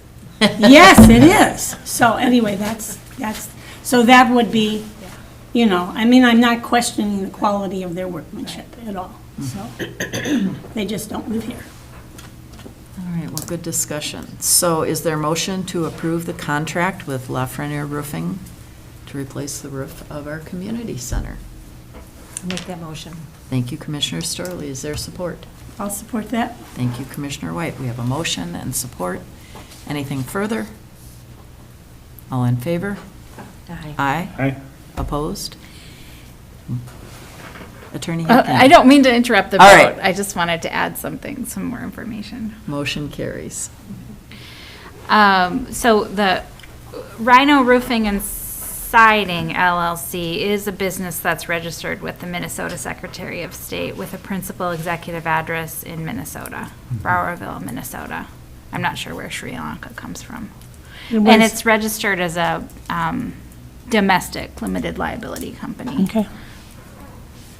There might be one in Sri Lanka too. Well, it was stated as this was the board of directors for Rhino. So perhaps it's a franchise, I don't know. Oh, okay. But bottom line is they gave us a price, and they do have a good reputation. And it was, yeah. All right, so let's talk briefly about the museum roofing contract. All right, second verse, same as the first. This is a roof on the museum. We did contact the three same firms to provide bids on this one. Lafreniere declined to give us a price on it. They cited it's a very steep roof, and they'd have to rent equipment that they don't have, and so they weren't interested in the work. But we did get two bids, one from Tico, the other from Rhino, and based on those quotes, I'm recommending that we go ahead with the better option from Rhino Roofing, which is the GAF Timberline shingles at a cost of $24,805. And I would like to interject that we did have a discussion with the Cook County Historical Society. The shingles are approved by the State Historic Preservation Office. They did research and contact SHPO about the potential of metal roofing. It was very unlikely that metal roofing would be approved. So they were very excited to see that this was on our agenda and that they could move forward with getting a new roof. Commissioner White. And I have one question, and I don't know where I saw this in here. SHPO in The Historical Society's letter said that SHPO, not a problem, but if it is using federal funding for the roof, then it has to be approved by the National Historic Society. And so how is this being funded besides? I mean, I saw it, I don't have that in front of me, but is it using any federal funding? If it is. I think we were proposing to use some of our ARPA dollars. Now, we could use fund balance for this. Okay, I just wanted to be certain that we didn't make problems for ourselves that could be avoided. I mean, if that is the case, and I wasn't aware of that, Commissioner, I appreciate you bringing that up. It was on the letter from Okay, the Historical Society. gotcha. Yeah, in that case, then we would likely use local levy dollars from fund balance. Commissioner Mills. I was just wondering why we didn't go with the best option for the roof. It looks like the biggest difference is hail protection, and $2,000 over the life of a roof seems like pretty good insurance from hail. Any perspective there? Using the malarkey shingles as in lieu of, I've been told they are a very good product. And that is what SHPO approved. If we do change that, we have to go back. They approved malarkey or the other shingles? They approved the GAF. GAF, yeah. I guess the question stands, why aren't we going for more protection? I guess I would agree with you on that. And I'm looking at what they're proposing for us to sign, and the pronoun they're using in this whole thing is, I understand, I understand. Should they not, the county is not an I. The county is an entity. This is, I'm sure their boilerplate agreement that they do with homeowners or a business, but we are. Usually, many of the documents I sign are I because my name is on it as board chair. So. Yeah, I don't. Just to give that perspective. Yeah, I don't know if that's gonna have legal substance, but, and my understanding with the SHPO process is the appearance. And so from what I'm reading, the malarkey are that same appearance. It's just a higher quality. But I don't know that for a fact. And so I'm asking, is this something we should consider, or is this going to throw a wrench in the whole thing? And I'm just wanting to ensure as we get more and stronger weather events that we're building for that, we're considering that, and we're not saving $2,000. Right. For Madam Chair, if I could, I mean, my recommendation was based on a desire to balance cost and quality. I mean, I wouldn't recommend getting the cheapest roof that we can get. I wasn't comfortable necessarily recommending the most expensive option, but if that's the board's desire, I mean, you could certainly make that choice. I think we would have to reach back out to SHPO, though, and affirm or confirm that they would be good with that. And I apologize, I'm just not familiar with the best. I'm very familiar with our better option, and I'm very comfortable with that, but it's just, I want to make sure when we're looking at our buildings that we're, really investing wisely. And so, again, I'm not willing to throw a wrench in this process, but I want us to build better. I want us to build best, actually, not better. So. And I, Madam Chair, if I could, I mean, I think if there's agreement among the commissioners that should be our approach to projects like this, that would be really helpful for me to know, because I'm not comfortable coming forward and saying, I think we should spend the most amount of money that we can on this roof. So. It's all relative, right? $2,000 difference, like, I feel like that's an easier ask. I completely understand your discomfort with, with my advocacy, or, going for that longer. By increasing the quality, supposed quality with the malarkey shingles, that still keeps the next bid from a local contractor, it is still $6,000 less That is true. than the local bid. Mhm. And, which is a significant, I mean, I thought about that, but between Rhino and the other local bidder, it was $8,000 difference, and I had a hard time justifying that to keep it local.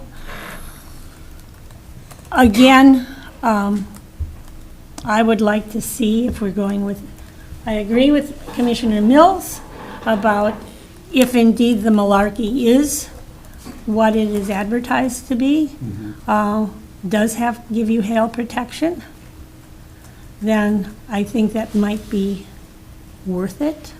I don't know. We do have insurance that we pay on these buildings also. And if we have hail damage, there's gonna be a lot more than the Historical Society that we need to take care of. So that's why I'm like, I'm not willing to throw a wrench in this, but I just wanna be reaching for that best building, because it's gonna last the longest. Right. I mean, the other thing is if we have hail damage, we do have insurance too. Right. So, but perhaps, I mean, if it is the board's desire to recommend that we get the malarkey shingles, I would ask for a provisional motion where you direct me to pursue that option, contingent on approval from the State Historic Preservation Office. And if we can't get that in a timely way, I think we need to move forward on putting this roof on with the GAF. Absolutely. It's- Yeah. And reconsidering, again, I spoke and now I thought. Now I'm speaking again, but we do have insurance on our buildings that will cover hail damage. So perhaps at this point, till we have more discussion about that. The one thing I would require, definitely want to see, I want to see their proof of insurance. I want a copy of that, and I want the county to be listed as an also insured. We'll get that. And for their workman's comp or certification that they do not require workman's comp if they are all owners of the business. But otherwise, I want to make certain we are not responsible for the safety of their employees. Pick up the tab. Okay. All right, given our discussion, would someone like to make a motion? I'd happily make a motion to approve the contract with Rhino Roofing at a cost of $24,805 for the Cook County Historical Society Museum roof. Thank you, Commissioner Mills. Is there support? Support. Thank you, Commissioner Starley. We have a motion and support. Any further discussion? All in favor? Aye. Aye. Opposed? Motion carries unanimously. Thank you. All right. Thank you, Madam Chair. Next item is one that was on the July 9th board agenda. This was discussed at length. At that meeting, it was requested that some changes be made to the description of basic requirements for the position. Those changes have been made and are incorporated in the attached revised job description. And again, having discussed this at length, I know a couple of you were not here, but I don't really have a lot else to add to what was said 2 weeks ago. Any questions or comments? I just have one, I'd like us to, why does the maintenance department not have an administrative assistant, like most of the other departments? They just don't. I mean, it was never funded. I don't know if they've ever requested one. I do know that they have, at times in the past, requested additional staffing, and those requests have been denied. So.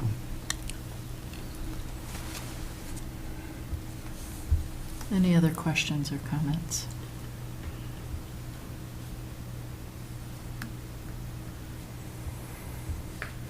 Question. Commissioner White.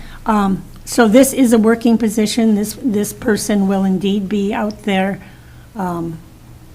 inspecting roofs or Yes, mowing lawns or whatever definitely. needs to be done? It's not simply a desk position. It can't be.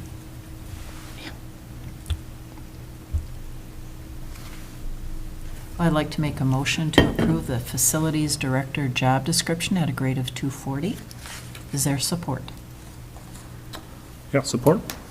We have a motion and support. Any further discussion? Just want to, thank everyone who's been looking at this and working on this. It's been very fluent and I think forward-thinking as well. That's one of my MOs, is looking ahead and how are we best going to operate and manage our resources and our systems. So I think this captures it well. So thank you. Thank you. So we have a motion and support. Any other questions or comments? All in favor? Aye. Aye. Opposed? Motion carries. All right. Item 11D is a request to authorize the publication of a resolution to appoint a county recorder. This relates to the upcoming retirement of Dusty Nelms, who's been a recorder for many years. And so she's got big shoes to fill. Fortunately, we do have somebody who's been working with her, Holly Schroeder, and who's interested in stepping into that role. But to enable that, if that is the board's desire, I should back up a little bit and say we can do a full recruitment process if we need to, but this is an elected position currently. And so in order for us to move forward with appointing somebody, the board would have to take action. And I should mention too, and Commissioner Sullivan, I know that you've sought information from, I believe, AMC on how prevalent it is that counties have made this position appointed. It is actually pretty commonplace. I don't know if you want to share information about that. Sure, I'd be happy to. One of the things actually before this item came up, I had spoken to staff here at the county about a variety of positions because we had a discussion at our last AMC district meeting about positions changing from elected to appointed. And so I, did some research looking at House research for the state of Minnesota, and I contacted AMC and actually got a spreadsheet of all the different positions that can be elected or appointed in counties, and had a chance to review that. And the two most common changes are that county recorders becoming an appointed position and combining the office of auditor and treasurer, which we've already done here in the county. And the statistics that I got from AMC are not current. They're based on the 2022 elections. When I spoke to staff at AMC, they said it's very difficult to keep up to date. Counties do this, and then they don't always notify AMC, and they don't find out till the upcoming election. So I do want to point out that there may be, she suggested likely a handful more, a few more, that have moved from elected to appointed positions. But 64% of Minnesota counties have appointed recorders. And this option became available in statute back in the 70s and was basically created because positions were changing. They were demanding a lot more skills, different levels of knowledge, and so at that point in time, these options were given to the 87 Minnesota counties. I've shared with commissioners some of the benefits of appointing a county recorder. These are I would say benefits that I found through research online, through AMC, and then also talking to other counties. But one of the key pieces is appointments make sure that the people that we put into a position have the necessary qualifications, skills, and experience. That's not always the case with elected officials. Also, there is regular performance reviews that are provided, which is not the case with elected officials. And so that way we can ensure that we're meeting standards and expectations for particular roles. And that's why I asked Allison Plummer to provide this job description so you could get a sense, if you hadn't looked at it already, of what is required in this position. Appointments ensure that the county recorder's office operates without any kind of political influence and focuses on effective and efficient service delivery to our public. And it just seems that things become efficient and effective, and an appointed recorder can implement long-term strategies and improvements without being concerned about their election coming up. Reduce costs because we don't have to run elections, have campaign expenses, and the administrative costs of holding an election. And I would say that with public trust and transparency, it can be more transparent, but it's really important that criteria for selection, these job descriptions, that these things are available to the public so that the public's concerns, particularly when there's a change, is addressed. So other commissioners, I'm sure, have done their research and talked to their constituents, and I'm really curious to hear what other commissioners have to say. Commissioner Mills. Thank you, Chair. Yeah, I've had some training on these changes and their implications through AMC, and I think it is the way to go from a professional standpoint in running an efficient, stable organization. I want to ensure, though, that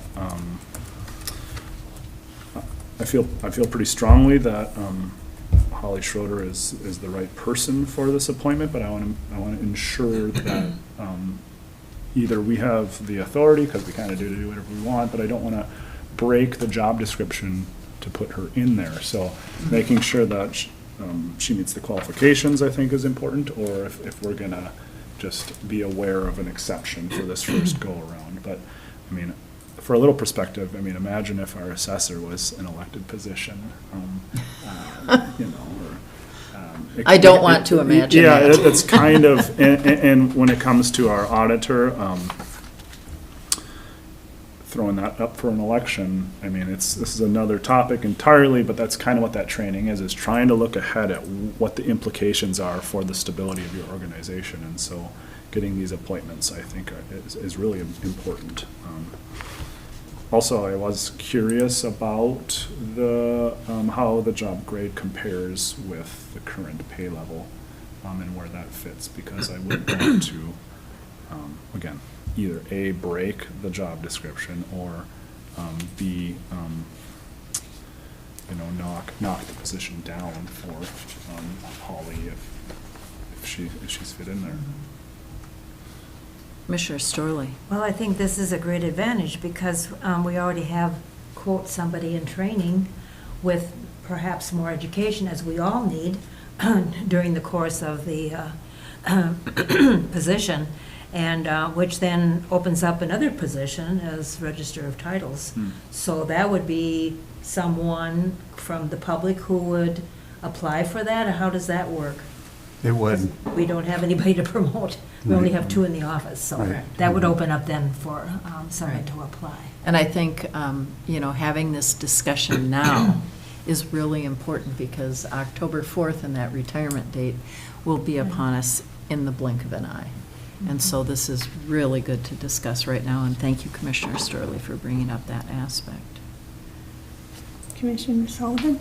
So we're looking to assign a fill-in person until the next election, or until a decision is made that we're not going to have it be an elected position. Right. So this is, to, in my understanding, is to hire Oh, we will Schroeder as the recorder. Right. Yeah. to not just finish out the term of Dusty. Right. But we're making policy change right now, at this moment in time. We would not be making policy change. What this does is authorize us to publish the proposed resolution. Right. Okay. We're not making a decision today. We are publishing this so that the community is aware and we can have discussion. I'm for that. Attorney Hicken. Did you make any changes to the draft that I sent? I'm sorry, I haven't looked. I didn't. Okay, so the way I drafted it is, it becomes effective on the date of Dusty's retirement. So there would not be another opportunity to talk about this or make the decision. You're making the decision now. It's just that it allows the public, if they object, they have this period of time between now and Dusty's retirement to go through the petition process and ask you to not, to invalidate the resolution. It was my understanding that I should include the appointment of Holly as the newly appointed, and that also goes into effect the same day as Dusty's retirement, according to how this resolution is drafted now. It doesn't have to be drafted, it doesn't have to be passed exactly how it was as drafted. And if you wish to go through the hiring process the way the handbook says, then we could take that part out. But yeah, under the statute, the resolution has to be, has to go into effect at least 30 days after your decision, so that there's that opportunity. And that only applies, that 30-day requirement only applies to the decision to make it to change it from an elected to an appointed position. So, anyway, that's some additional information for you. Okay. Commissioner White. Attorney Hickens, so 30 days after the retirement? No, there has to be at least a 30-day period after this vote. Oh, okay. And that 30 days is built into now, I just made it effective the date of her retirement because that makes the most sense. The public actually has more than 30 days in this case. Okay. Yeah. And in fact, more than 2 months. Yeah. Yeah, that's a good point. And so to that end, we will get publicity out there to explain and to invite the public to ask questions about the reasoning behind it, if they had concerns. I think, We haven't talked about it. yeah. But somehow, I mean, Newspapers, yeah. But it's a very formal, here's the resolution. Yeah. proposal. Yeah, it's I'm the not- way it's But beyond the done is- resolution is what I'm saying. Right, Right. Oh, I've already passed. Well, yeah, but yeah, I think there needs to be a communications campaign, Oh, just explaining the Yes. ins and outs.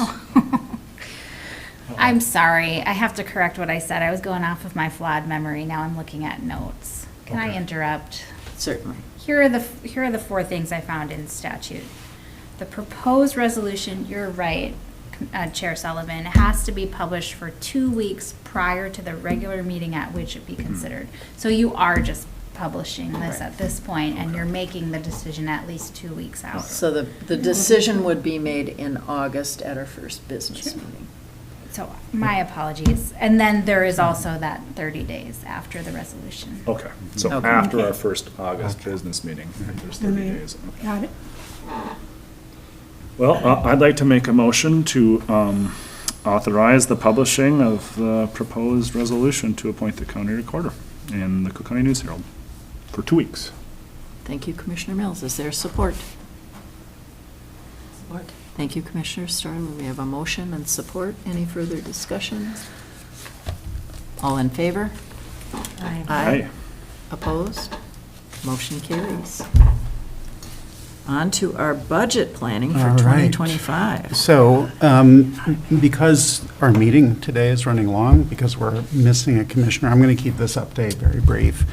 At our last work session on the budget, it was requested that we gather information from departments on details of contractual line items. I have made that request, and I have gotten feedback from some, but not all departments. So as soon as all those are available, I'll compile them and send them to the board. The other big thing that's going to be time-consuming, all the information from IFS, which is our old or current budgeting system, has been imported into ClearGov. And Brady and I have not had a lot of time to start working with that. But prior to our next meeting on August 13th, we will have something to show you in terms of like what the dashboard is going to look like, and be able to share that with the public. And our goal is to have that on the website around the time of the preliminary budget and levy being set. So that's, and it's, I think my initial take on the software is it's fairly intuitive, but it's a brand new thing. So there's a learning curve. And so Brady and I will be working on that in the coming weeks. There is still the question of some of the new requests. We've talked at some length about the training budget. I've put placeholders in the budget just as a conversation starter. I don't expect that we're going to keep those line items at the levels that they were inserted in the budget, but I did want to start the conversation, and I think there's still more discussion that the board needs to have about those items. Also, the two new staffing requests for human resources and maintenance, or facilities, I'd like to get some additional feedback on that. If there's emerging consensus that we need those positions and can include them in the budget, that's going to be really important. At a minimum, I really think we need we need both of them. I'm not going to try to weigh them out. If we're going to implement the strategic plan, and if we're going to start getting ahead on implementing the CIP, I think both of those things are going to be really important. So more discussion to be had. And I'm sorry, Commissioner White, that you weren't able to attend the first budget work session. Yeah. But if there's a need to schedule another work session in the month of August, I'm happy to do that. I So- think that from different people, I got enough information and Okay. thinking about it, so. Okay. I'm okay. Well, again, Thank you. again, the more feedback I can get from you all prior to, submitting the preliminary budget and levy, the better. So, welcome all your feedback. So, if there are no other questions or direction on that, I just wanted to mention, went to the Minnesota Association of County Administrators Summer Technical Meeting last week in Duluth. Received a lot of really good information. Staffing strategies and retention strategies continue to be a big topic. At our last budget work session, we discussed the idea of having employee housing available as a landing place for people, so that when we make a job offer and somebody doesn't have connections to this area or doesn't have property, that they at least have the opportunity to really consider the job and have a chance to move here. I did talk with Julie Ring, the executive director of AMC, at the meeting last week, and asked her if she was aware of any counties that are already doing anything like this, and she said she was not. So if we were to take that step, we would be kind of a guinea pig. But again, as we discussed last week, I think if we were to take that step, the financial risk would be fairly low, because we always have openings and we always have people applying from outside of Cook County, outside of the region. And so there's a potential that if we rented a unit, an apartment unit, say at Gunflint View, and it's vacant for a month or two, we'd have to eat that cost. But whenever we were able to get a new hire into that unit, they would start paying the rent. Of course, it would be important to make sure that the lease would be transferable, so that once they do take the position, they're able to assume the lease, and we would be relieved of that burden. So a lot more conversation to have about that as well, and if you guys have additional ideas about that, now that we have new rental housing coming to the community within the next year or so, I'm really not keen on the idea of doing what a lot of private businesses have done, which is to actually buy their own housing. I think that would be a level of expense and trouble that would be perhaps inadvisable to take on. But I do think that trying to secure some rental housing that we could make available to new hires would be a really wise thing to consider. Any other updates for us? That's all I have. And I think there are questions perhaps, or Commissioner Mills. Thank you, Chair. Yeah, I just wanted to, I appreciate your, again, balanced approach and thoughtful wording. I just, want to reframe, the idea of us being a guinea pig to us being a pioneer. Okay.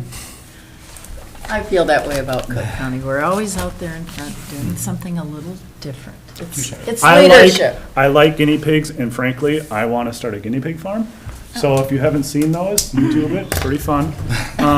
They're quite a delicacy in many parts of the world. And there's that too. It's maybe not as much my intention, but it's certainly not my kids' intention, but I'm open to that. Zoning for guinea pig farms. Yeah, zoning.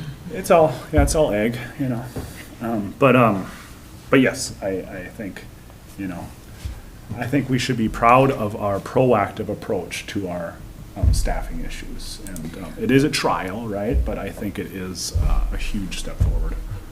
Commissioner White. We're going to have 50 new units sitting up there. We're asking the taxpayers to put up money to rent a unit, but there are going to be 50 units up there. So are they all going to fill up? I can't snap my fingers anymore. Like that? I mean, are there ever going to be any empty? Your numbers say absolutely not. We are going to be full from the get-go because we have a need for over 100. I don't know the number for sure. 500. That's 500. about 10% of our need. So I'm not really in favor of going it alone and renting a unit as the county. If the other entities in the county, school, city, hospital, if they would like to have a conversation and do it as a group, I would consider that, but I would have to, and I know, I'm not disagreeing, that people don't come because they can't find housing. And I do know that's the case, but we're gonna have housing, supposedly really soon, and we'll just see how fast, at the price that there'll be out there, how many will be filled. So, Yeah, I'm having a hard time following the relevancy of how many units there are versus how many we might need. Well, because there might be, if there are all these units sitting there, there should be an open unit that somebody, they come in, they want to live here, and so they don't really want a 3-bedroom, they don't need one, but this is what is available now, so they can take it.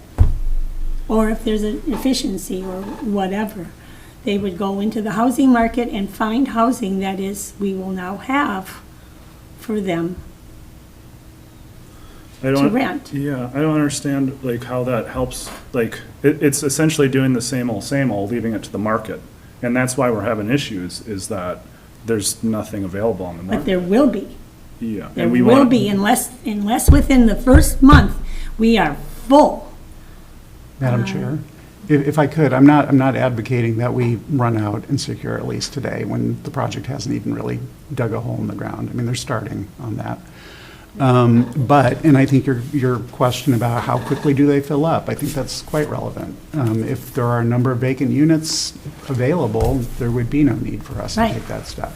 On the other hand, if they do start filling up, I think it would be wise for us to consider reserving a unit.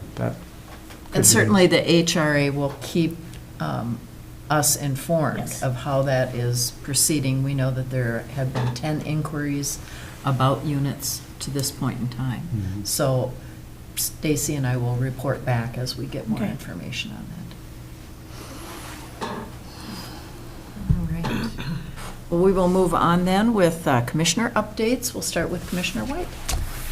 Well, I went to the highway department and Stacy couldn't make it, and I will only share one great term that I learned from my time at the highway department, and it's called Bubbling, oh, shit.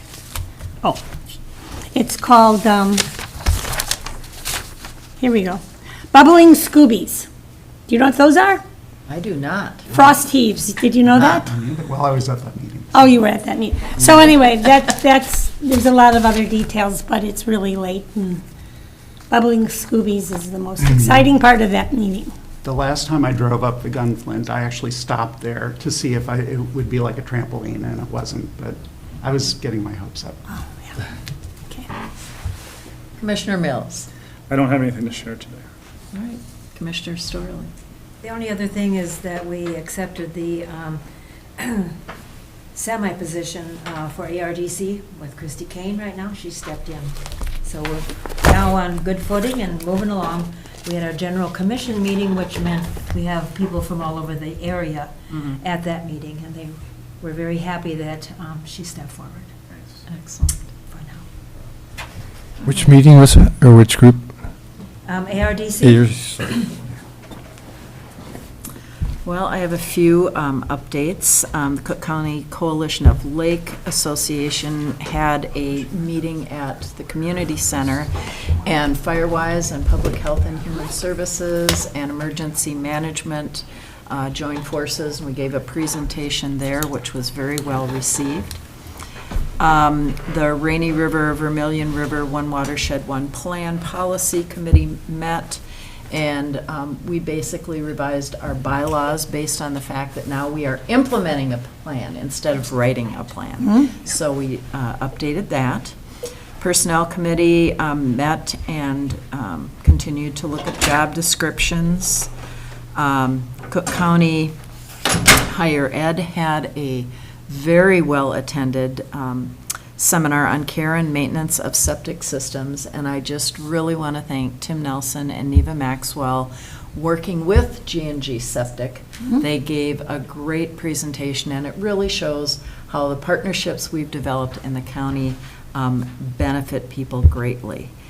The HRA met, and there will be more information coming, but Temperance Trails, which is the development down in Tofty, will be having the first 10 units built. They're going to do it in stages because they have a big power line that goes over the area. They had to redo their plat a little bit, and so we will probably see that being acted on by the Planning Commission in September, and then we will see that here. Cook County Airport Advisory Commission met, and we had a great update, and this is really important to the public, so I'm going to spend a few minutes with this, but our S&H came after the FAA approved our preliminary forecast. And so basically, if you recall, we began back in the middle of the year 2022 with this process. We had a master plan advisory committee, which involved people from all over the community. I mean, Tim Miller up in Grand Portage, Linda Jurek was part of it. We just had people from all over the community participating to help us build the forecast of aviation activity over the next 20 years. The FAA has approved that forecast. They looked at maps, potential facility changes. They looked at facility, environmental, wetlands, and cultural resource inventories. They're anticipating very modest growth over the next 20 years. Modest growth means 4 airplanes, all right? And 2 are of the critical aircraft are like these Beach King Air, and I'll send you a description so you can look it up. We can maybe include it in the minutes. And then Citation 3, which is a little faster type of aircraft. Anyway, it's important to look at the aircraft that will be added so that we make sure that our runways can accommodate those aircraft.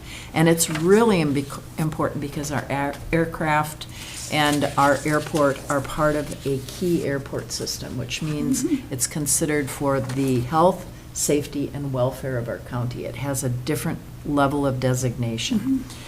And so now we're in phase 2, which is the solutions and implementation portion of the planning. We're looking at land use vision, financial feasibility, FAA required plans, which would One of them is an obstacle action plan for when trees grow up or when moose get on the taxiway. We will be looking at phasing in wildlife fencing as part of this plan, which does make a lot of sense. The forecast shows a need for 3 additional hangars, 2 which are small box hangars and 1 conventional hangar, and then a building for maintenance.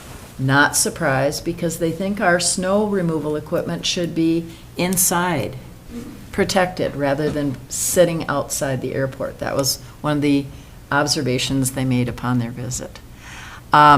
There will be consideration for non-lead fuel and a self-fueling station. And the Master Plan Advisory Committee will be meeting again in coming months as part of this planning phase to review all the information and provide additional input. Then the third part is when the FAA and MnDOT and the Airport Review Committee review the airport layout, study all the documents that are put together, and lastly, we'll adopt an airport plan, which will be like a catapult improvement plan for over the next 20 years. So that's that lengthy update, but long time in coming. Safety Committee has met and has prioritized use of our duress and security system training as a priority for this fall, along with active shooter, and we are postponing our fire extinguisher training to next year, to 2025. Just figuring the duress alarm and the new system here is our top priority, and particularly with the election coming up, we felt it was really important to make sure everyone understood that. And then to end on kind of a fun note, I attended the Gunflint Canoe Races last Wednesday. Soil and Water, Amanda Weberg was there talking about aquatic invasive species. I shared information with Public Health and Human Services on a clean air room in your cabin or home, which was appropriate because it was one of those nasty air quality days, of course, even with the wind blowing. And then lastly, on Saturday, we had a very successful Take a Kid fishing event. We moved it to July to avoid black flies. It was very successful. The parking lot was filled. And I just want to thank all our staff employees that came, not only bringing their kids, but they helped out at the dock. They pitched in, putting bait on hooks for kids. And we had people from Soil and Water, Land Services, PHHS, and Extension who were there helping. So kudos to all of them. How many kids do you think? You know, I didn't see the final count. My guess would be around 40. There were 2 DNR boats. They were going in and out constantly. We caught fish. We caught northern. We caught walleye. We caught bass. If you want to see pictures, I brought some. But anyway, it was a really great day. And it didn't rain. The thunder hit right at 1 o'clock when we were a little after, actually, we were supposed to finish, but it was so fun we kept going for a while. So anyway, no drops of rain or lightning bolts to be concerned with while we're on the water. Good. And with that, we have a number of upcoming meetings. There's no correspondence to share at this point. And is there someone who would like to make a motion to adjourn? I will. Thank you, Commissioner Storley. Is there a second to end this lengthy meeting? Absolutely, yes. Yes. Thank you, Commissioner White. We have a motion and support. Any further discussion? All in favor? Aye. Opposed? Motion carries. We are adjourned. Come on, my little boo. I'll walk you up.